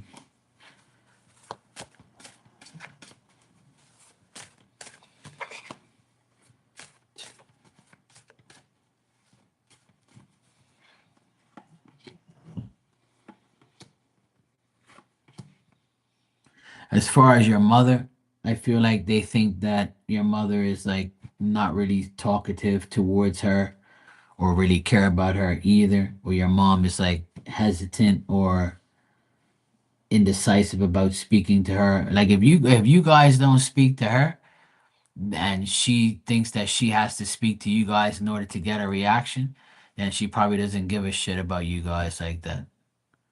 So if she doesn't initiate contact, then she won't expect any contact back, but she feels like you should speak to her first, you know? But if she doesn't, then that's probably why. Because she feels like, if you don't speak to me, I ain't speaking to you.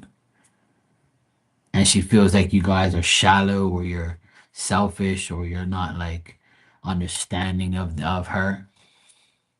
This person might have like issues with emotions and feelings. Like they probably think that, if you don't speak to me, then I'm not speaking to you. Or I don't need you, so I don't need you to need me. So, yeah, that's how they feel or think about you guys. So that's a person you got to deal with, in my opinion.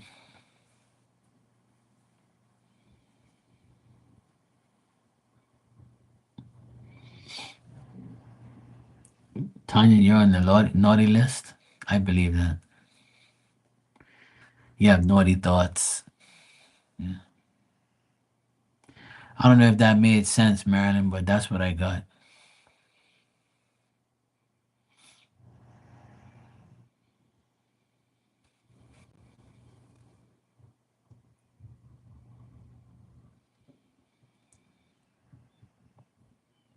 I know. That's what I was implying.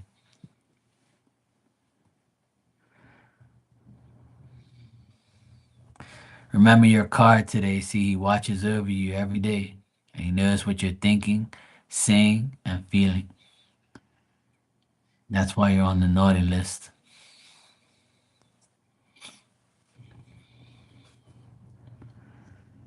Yeah, see, Dan said he's on the rotten list. Shit. I'm always on the naughty list. Even when I'm nice, I'm considered naughty.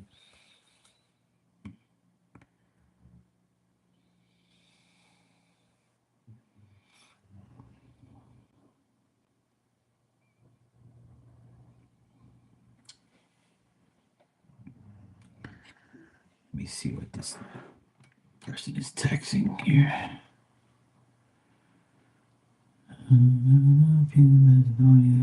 Stop just Christmas Day for some every time.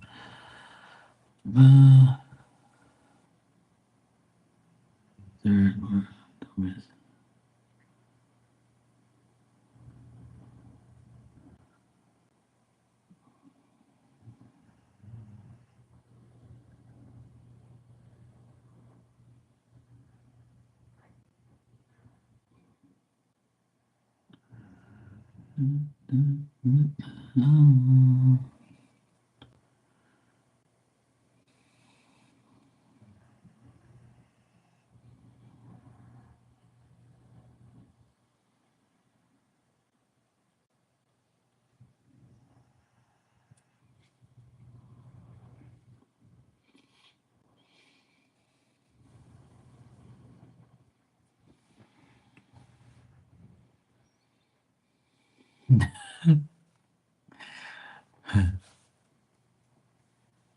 Poor snowman. Poor snowman. That's insane. How much this person is. That's nuts. Mm, mm, mm, mm, mm, mm.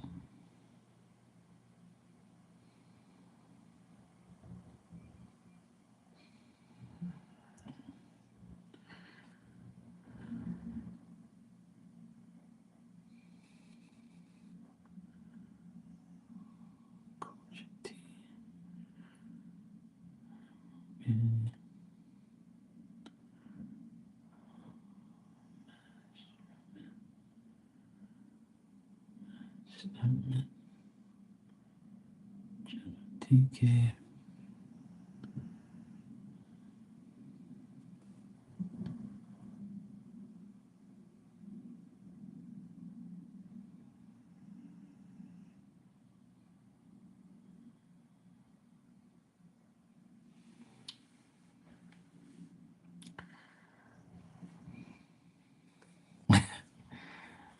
Barbie says you better watch out, you better not cry. Our loved ones here in heaven want us happy. They're always watching our every move too. That's for sure. Always watching our every move. Can't believe how much this fucking idiot wants. Hell no. Hell to the no. Da, da, da, da, da, da.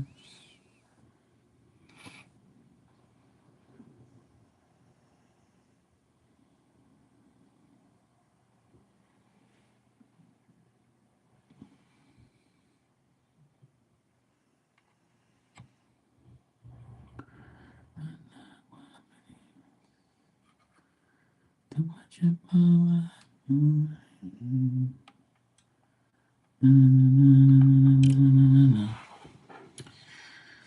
Anyway, can't believe I've been on here for 2 hours.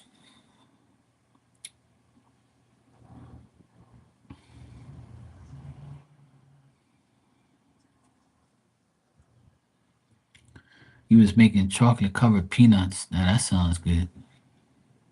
Yeah, I've been on here for 2 hours already. I got on here like 8 o'clock. I came on early today.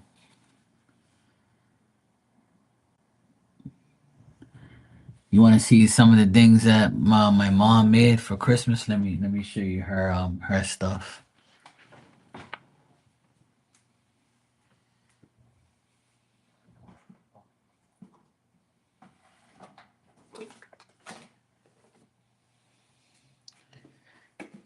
These are Portuguese biscuits that she makes. See? She makes these biscuits and she gets the food coloring. And then she makes like and then she makes the plain ones like this. These are the plain ones like that. And then these are the ones with the sugar on it. They're delicious. Now let me show you the pecans. She makes those every year.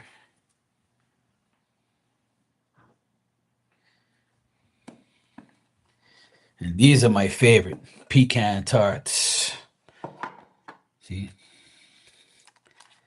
See the pecan tart? Look.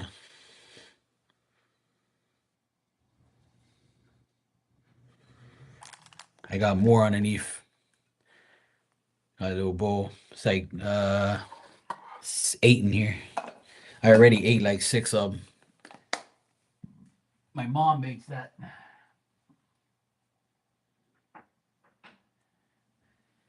And then today I went to this store and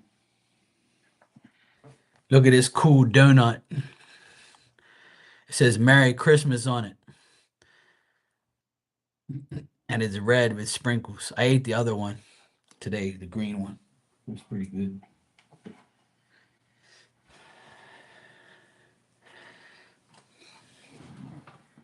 That's Christmas for you. Yeah, it looks good. See, I like that's the other reason I like Christmas is all these goodies. You know, giant Fruit Loops. I never thought about it like that, Dan, but you're right. Yeah, it does look like giant Fruit Loops.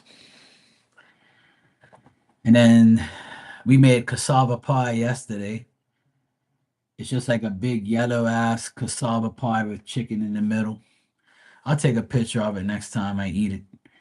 And then tomorrow we're gonna make rice pudding.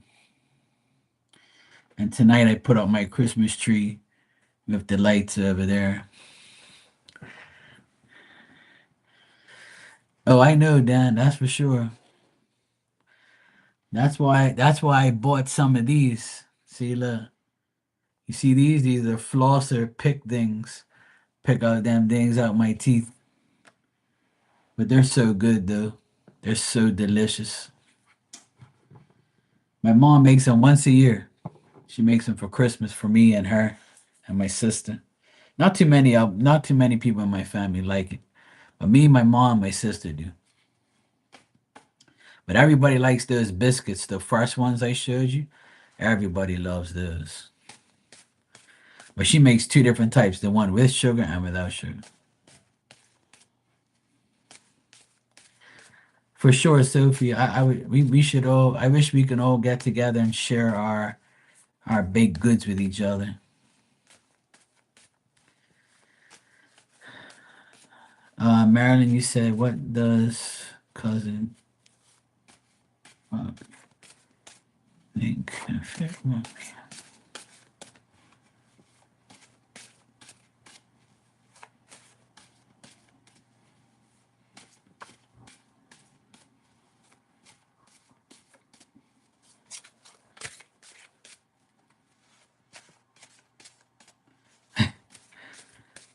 Oh, after Christmas, when I finish eating all this junk and all this shit,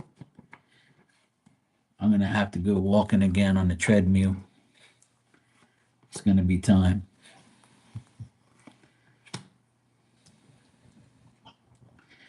Yeah, I got damn snacks. And then tomorrow I'm gonna make one of my favorite things of my mom, and that's rice pudding. Oh boy. I'm gonna have one plate of that and I'll be good to go. I love rice pudding, man. That shit tastes so good. Whew. And my mom like sprinkles some cinnamon on top. It's the best. All right, Marilyn, you said what does Pac think about me? Tupac. All right, so I don't get nothing good here either. Looks like nobody likes you, Marilyn. I wouldn't say that. I take that back. Looks like your cousins or your family are like a bunch of haters. But don't worry, I have cousins that don't like me either. I have siblings that don't like me, and I don't like them either. So it's okay not to like each other. It's all good. But yeah, I don't think this person really feels that great about you. I don't. I think that when they think about you, they think like you're somebody who would disappoint them, or they're disappointed in you, or you're disappointed in them. Something like that. Oh Lord, look who's up. What's the matter, baby? You want to go pee pee? All right, give me a second. Let me go take her outside real quick. Come on, baby. Let's go. I don't want you peeing in here. Let's go pee pee. I'll come right back, guys.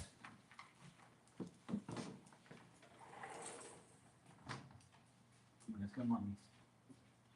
Okay, come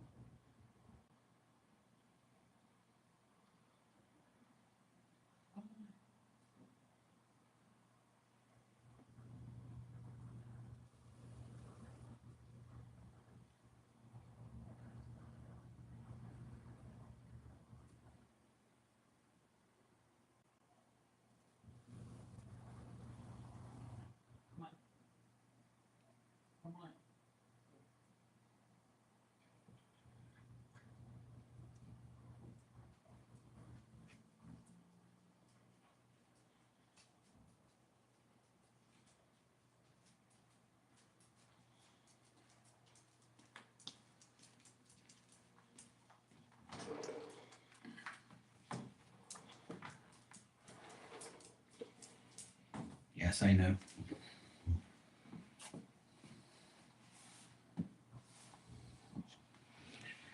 One second.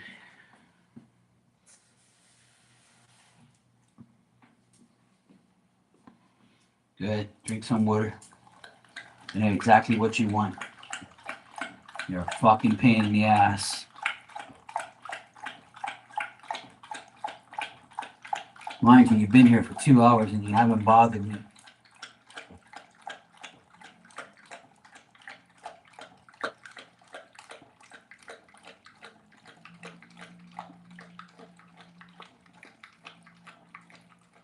All right, it's all gone.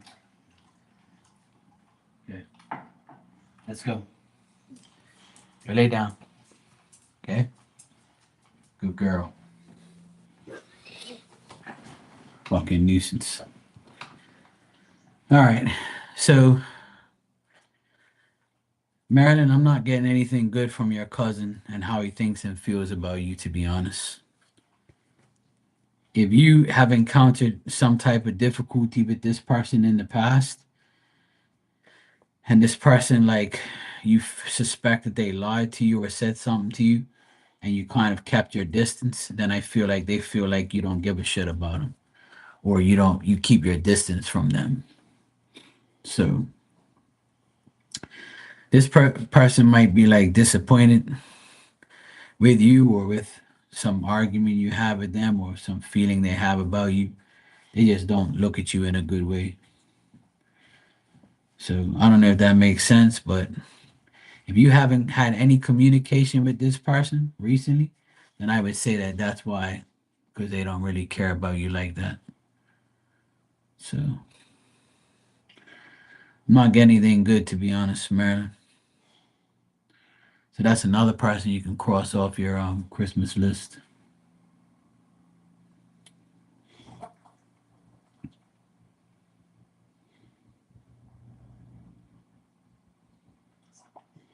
You sure you're not an Aquarius?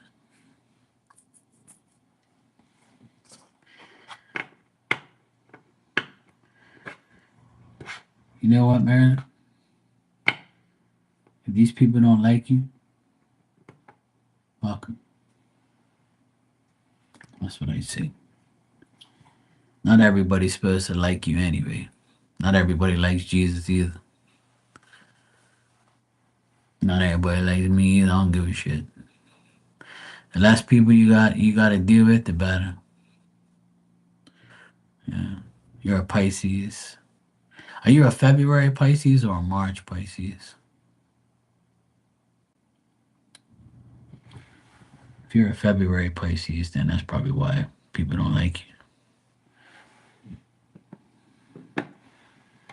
Well, they have reasons. Yeah, I kind of knew it.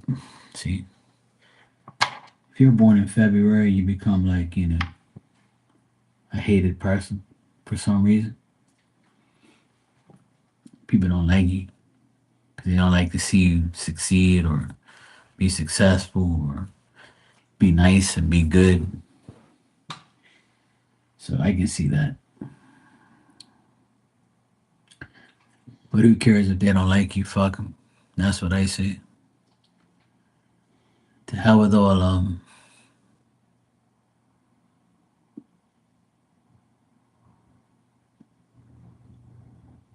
I gotta get my Santa Claus hat for tomorrow and for Christmas. I got a naughty hat. I got a few Santa Claus hats. I need to go get my naughty one so I can be naughty.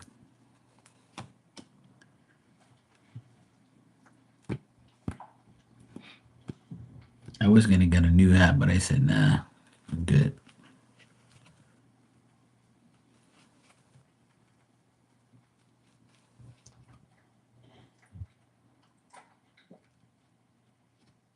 Mm, mm, mm, mm, mm.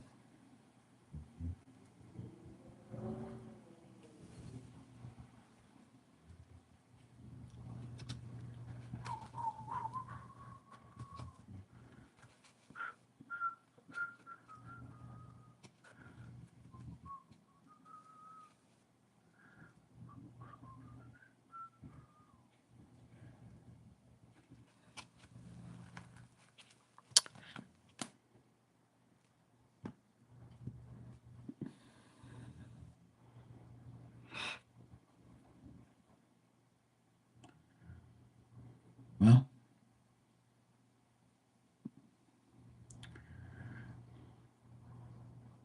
if you guys want a message, I'll give you one before I go.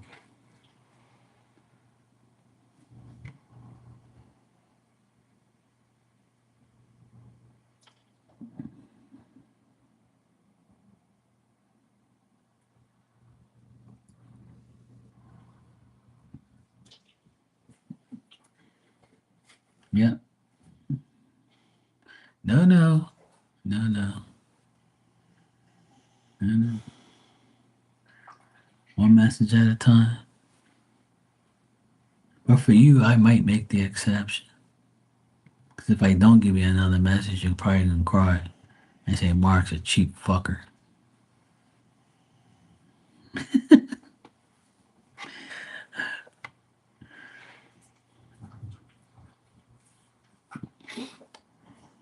You know what, Barbie? I never really cared what anybody thought about me because I thought the same thing about them. And that's my honest way and feeling.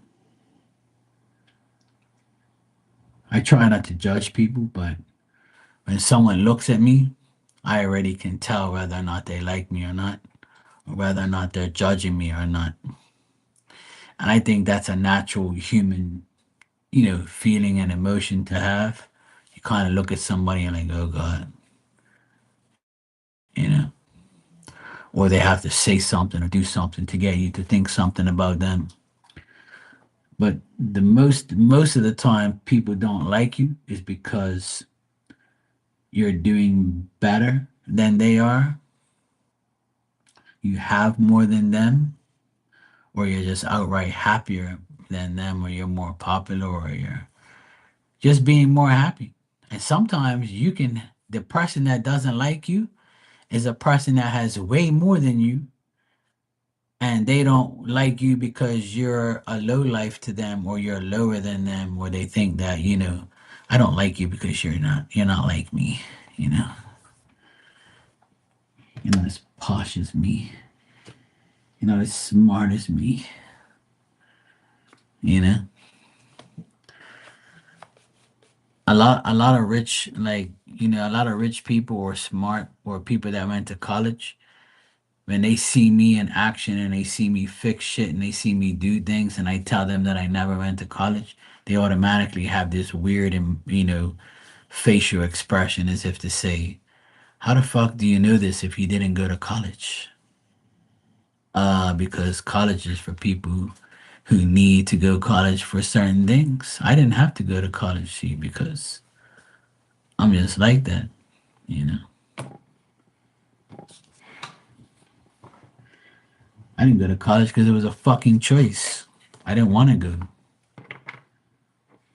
but you don't have to go to college to be somebody. Fuck you. And I don't have nothing against people who go to college. You want to go to college, go right ahead, but don't condemn me because I don't. I dropped out of school and made something of myself. Don't hate on me. While you was in college learning, I was fucking working. Okay? So leave me alone.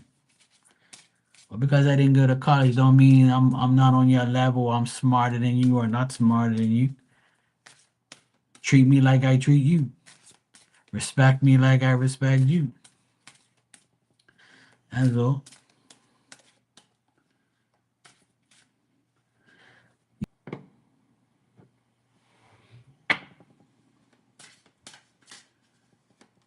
All right, Tanya, let me give you a card. I'm going to use my Divine Animal Oracle cards.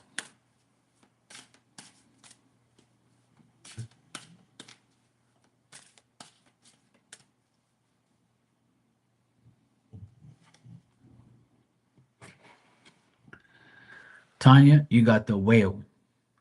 Agility, imagination, intuition. You are being guided to focus on emotional stability and listen to your inner guidance. The time has come for you to jump into action and go after what you desire. Be playful and splash in the waters because you're going to the water to the beach on Christmas and of life creating new waves of abundance for you and others to enjoy. See that? There you go.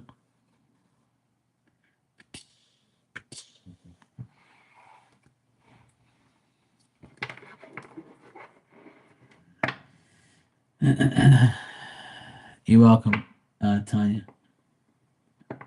Virgo, you want a card? Barbie, you want a card? Anybody want a card? Myron, Dan, whoever, anybody who's in here want one, let me know. If not, that's okay. You won't be getting a Christmas card. That's all.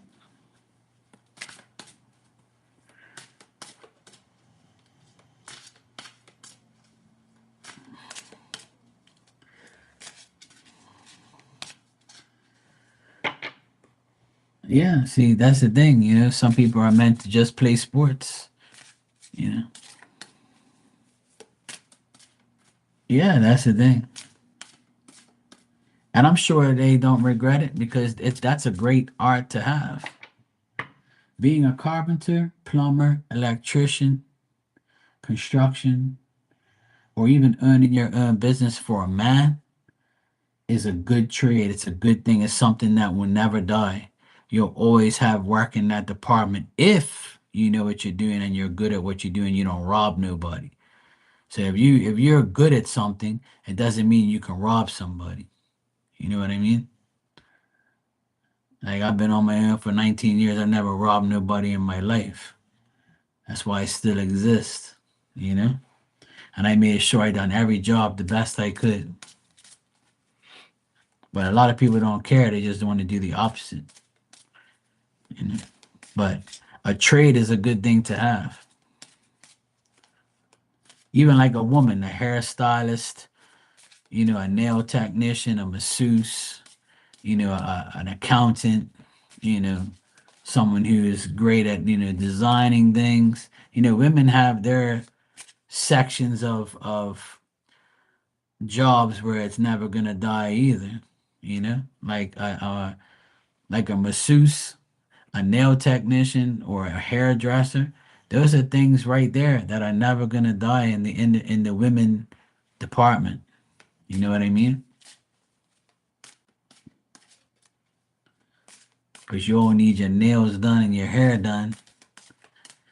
You all need your massage and your pedicures and manicures.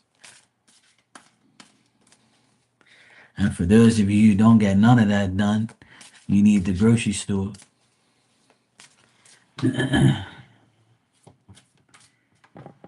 All right. Marilyn, I'll give you a card, Marilyn. Two.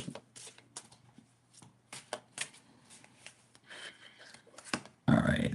Marilyn, you got the elk. Stamina, awareness, and tenacity. You are being guided to keep your eyes, mind, and heart on your desires. Marshal your power to follow through and break free from discomfort. Expand and stretch yourself in ways you've never thought possible. You are a teacher and student of life. There you go. These are divine animal oracle cards.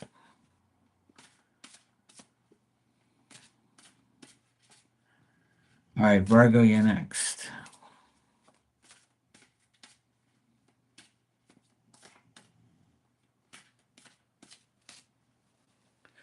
You're welcome, Marilyn. All right, Virgo, you got the condor. And it says transition, vision, and determination. You are being guided to soar above any difficulties and self imposed limitations. Life is a matter of perspective. Find the silver lining, see beyond the ordinary, and visualize yourself doing extraordinary things. You are an extension of source power. Amen. I like that.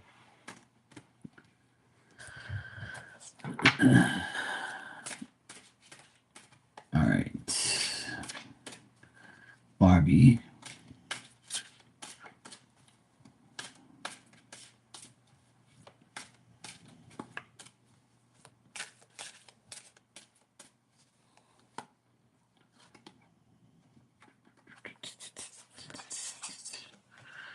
All right. Barbie, you got the ladybug. This says personality, change, and happiness. You are being guided to move into a new direction.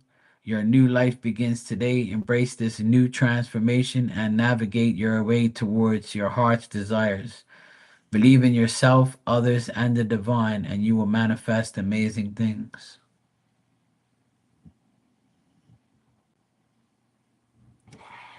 There you go.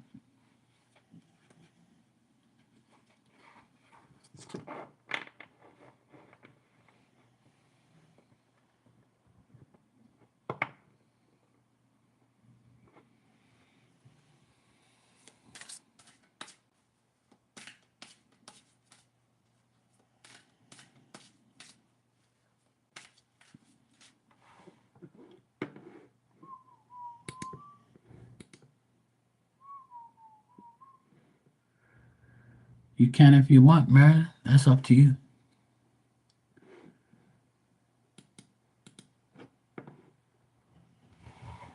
You're welcome, Barbie. Let me give myself a card. Let me see what I get.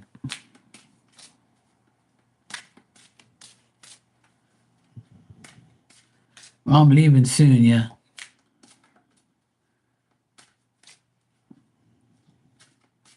If you knew I was leaving, then why you asking to ask a question? You're welcome, Burger.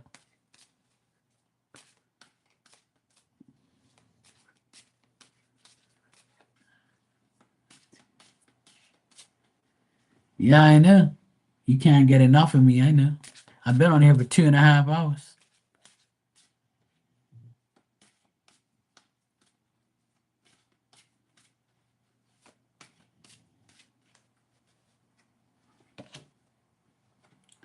All right, this is my card. It says the Griffin. Balance, clarity, spiritual enlightenment. You are being guided to find the harmonic balance of your mind, body, and soul. The abundance you seek already exists within you. You are strong, independent, and fearless. Take flight and achieve what you desire. Fly high and shit on everybody below you. That's the right thing. Oh, sorry, that didn't happen. I was reading the back of the card. My bad. Thanks, Spirit. I'll be the Griffin. Fuck it. I'll shit on.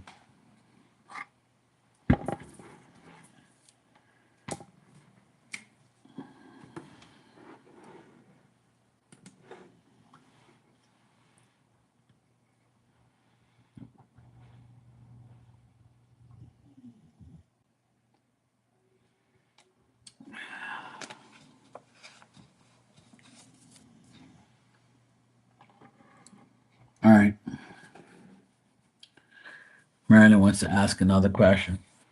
She wants to know how our whole fucking family thinks about her. Sorry, all right. I'm not getting you a present. I'm not getting you a fucking present. I'm not getting you a present. Cause Mark said you think I'm this. Fuck all of you. I'm buying myself shit.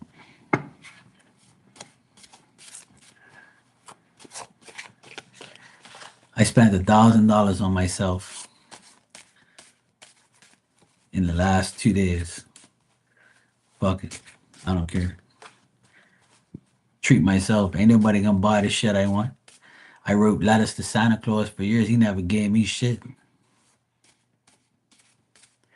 I buy myself shit. I bought a laptop, DJ equipment, shoes, sneakers, a laptop stand, and an external hard drive. See that? Those are my presents for Christmas this year. I'm done.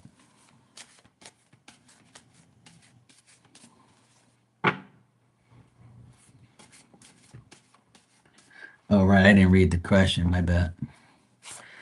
I just read, how does my cousin P think?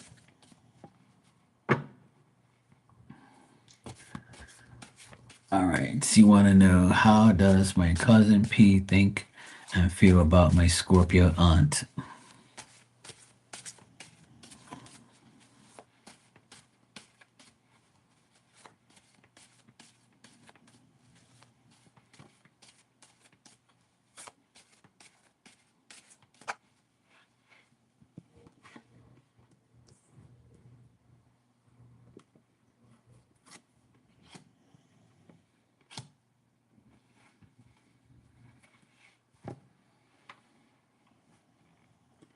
I feel like I say the same thing over and over.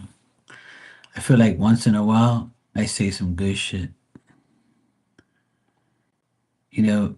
People think and feel about you is so sad, and think and feel about other people. But I ain't got no room to talk because I don't really like a lot of people either. I usually say fuck that idiot. I ain't worried about them. I'm the first person. People always used to say you don't like nobody, do you? I said nope. I don't really like too many people because people are fake as fuck. What you want me to do? Like fake people? Hell no. All right, so your cousin P thinks and feels that your Scorpio aunt is someone who has let them down, frustrates them, is somewhat of a person who has alienated themselves from others so they won't speak to them or deal with them. They also feel like this that she has failed to face the facts of life. She's so preoccupied with her own ego and makes no sacrifice or change in her life. So this person P thinks that your Scorpio aunt is not willing to make any effort to deal with them or talk to them or even be a part of their life. So they don't really think highly of your Scorpio aunt at all. They think that she's like bad luck, and she's like, they've let them down as well. They feel let down by her. So, and they're like not really have gotten any affection from them at all. So yeah, they don't really like them at all. I got all bad cards, all upside down, reverse cards, all bad, nothing good. I even got the Scorpio aunt here reversed. So that means this person doesn't care about them and doesn't really want to acknowledge them, or the Scorpio aunt doesn't acknowledge them anyway, so they don't acknowledge them either. So I don't think they really speak or they're cool with each other or anything like that.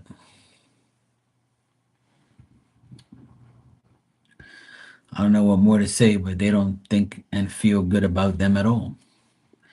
Every single card here is reversed and bad. So nobody likes her either.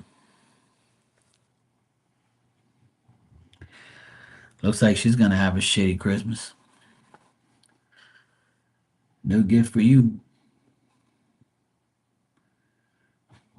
And some people are like, I don't fucking care. I don't need your goddamn gifts.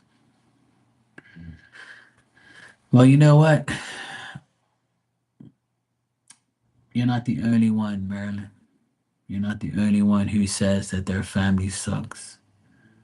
But I want you to listen to what I want to tell you real quick about family.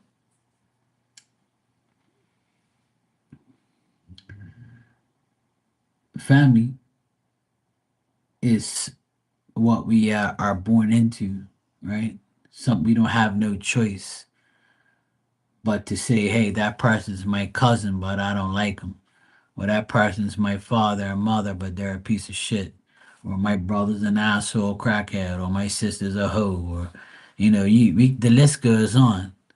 Their family could be the worst thing in your life. They can be the first ones to turn on you and destroy your life. But you know what? When your family sucks, all you got to do is care about yourself and the ones that care about you. And every single day of my life, I pray for my mom, my dad, my youngest sister, and all my nephews.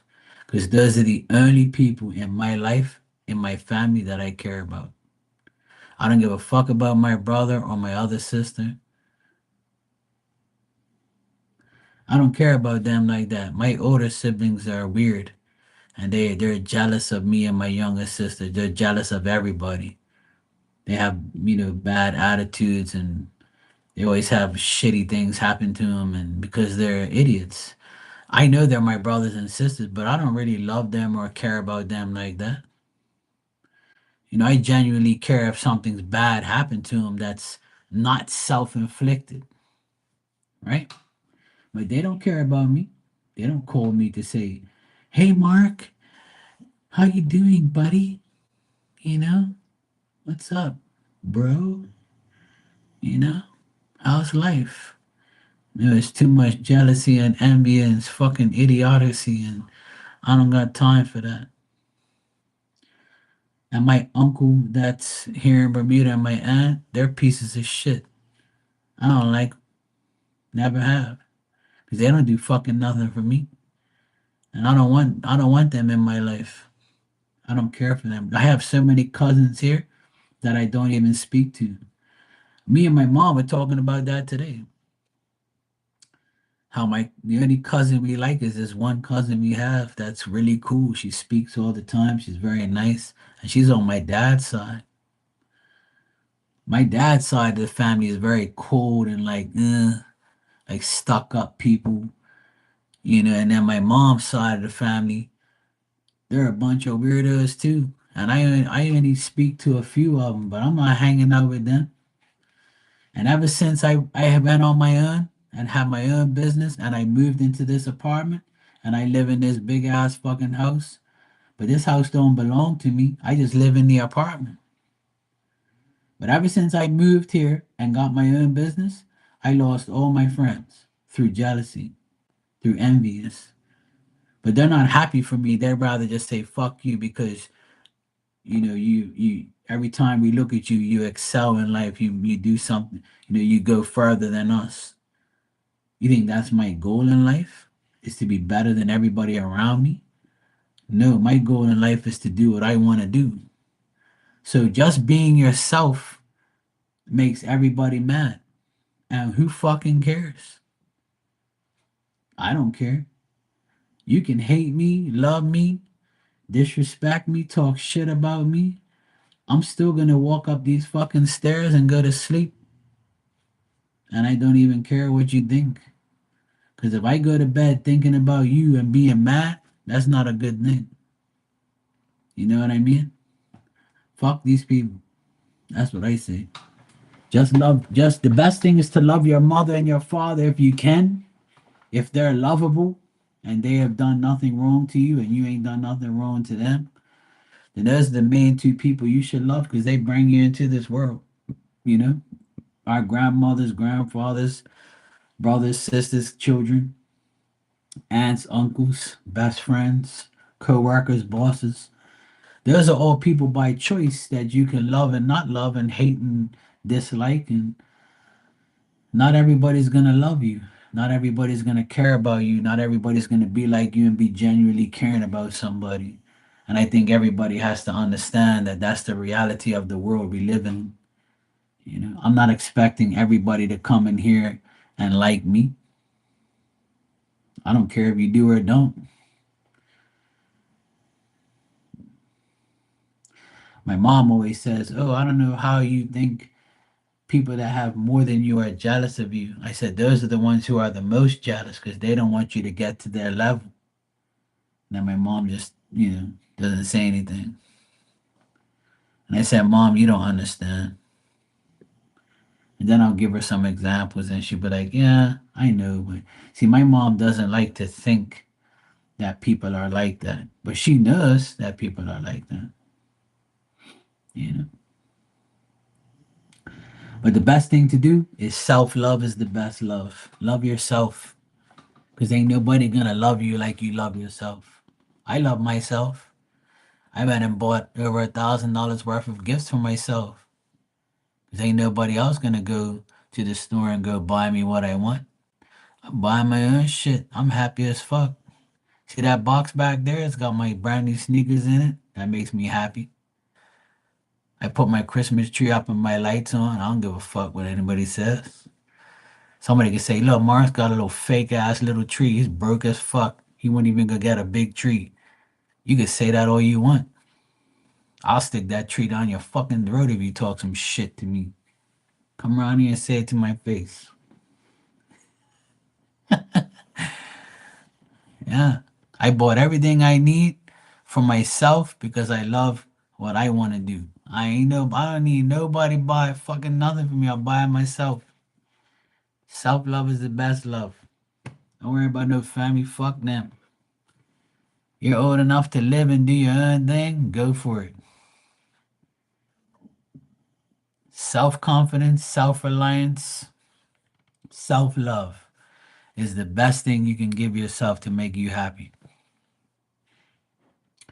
If you do that, I promise you, you'll be not worrying about what anybody thinks. And some people want people to like them or want peace and want like everybody to get along. But you can't force that on anybody. And you can't make somebody like you.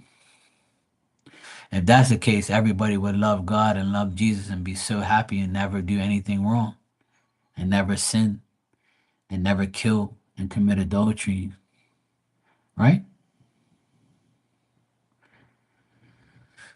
So it's never going to be perfect. But I can tell you what can be perfect is loving yourself and giving everything to you. It's that simple. That's what I do every day. I love my mom. I take care of her more now than ever because of my dad's gone. I take care of my nephews. I have fun with them every day.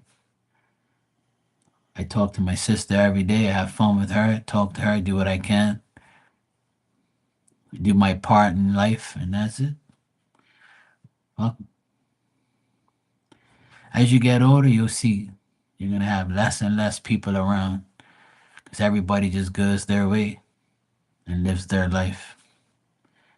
And what everybody thinks about you should never be relevant because if it is, you're going to dwell on that too much. And then you're going to be like miserable, thinking that, is it me? Am I the problem?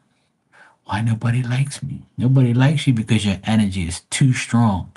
You're too good for them. You're too good. God don't want this trash around you. When you don't have much friends, it's because your energy is so powerful that they can't hang with your energy because they're too negative. They're too weird. They're too dumb. They can't hang around your strength and your light and who you really are. A lot of people can't handle strong individuals and people who have good energy because they don't know how to be positive. It's not in their life. Capiche? And on that note, I will see you all tomorrow. I will be here, yes, Barbie. I'll be here tomorrow.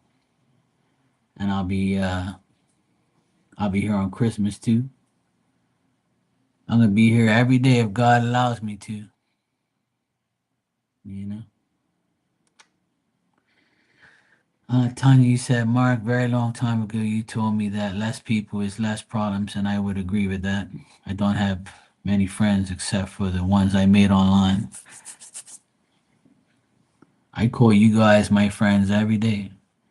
I rather sit here for 2 hours and 45 minutes and 11 seconds and talking to you guys and having fun than be associating with some fucking fool at the bar drinking beer or, being with somebody and doing some dumbass shit. Yeah.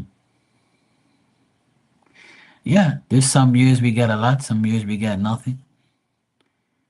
But I'm happy. I bought my own damn gifts. And tomorrow I'm going to my mom's to make rice pudding. And I got all those goodies I just showed you. So how could I not be happy? I have everything I want. I got nice treats. I got my little tree on my light. My doggy's okay. You guys are all good. I bought my gifts. I'm happy. See? Let me show you again. You know what made you know what's the best gift I gave myself for Christmas is right here. Look. This is the best gift I gave myself. My life has been music. For more than half of my life I've been playing music. And I finally got what I really wanted. Which is getting back into music. And ever since I've gotten back into it, I've seen all my DJ friends and all of them have helped me to come back. It shows that they don't. These guys really care about me and really want me to be back because I thought that nobody wanted me around anymore because I used to kick their asses all the time. But now, like, we're older, so we know it's not about that. I finally like see that they actually care, so it's good. You know, I want to be back now, so it's nice. So I haven't opened it up yet because I still want to get a few more things and do it all one time. So I need to focus on other things first. But now that I have everything over the Christmas break, I'm gonna get busy. I just need a few more things and I'll be ready. Yeah, I know. I'll be here. Everything's gonna be better. I gotta change the bad energy from this year into good energy for next year. And the only way I'm gonna make myself happy is if I go back into DJing, still do this, and maintain my business and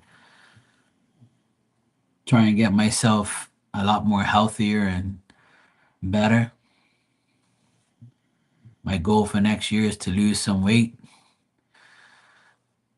fix my back problems, DJ, be on here, work, and just try and be as happy as I can and not worry about anybody else but myself and take care of my mommy and I'll be good. That's my goal for 2026. You heard it here right live. All right, guys. I hope you have a wonderful night and a wonderful day tomorrow. I'll be here. It's supposed to be bad weather here tomorrow, so I'll probably be here throughout the whole day. Well, I'm gonna go to my mom's and make the rice pudding, and then after lunch, you guys will probably see me. I'll probably be here like maybe midday or 1 o'clock or something like that. All right. Good night, guys. I'll see you all tomorrow. Have a good day and be naughty. No, I'm just joking.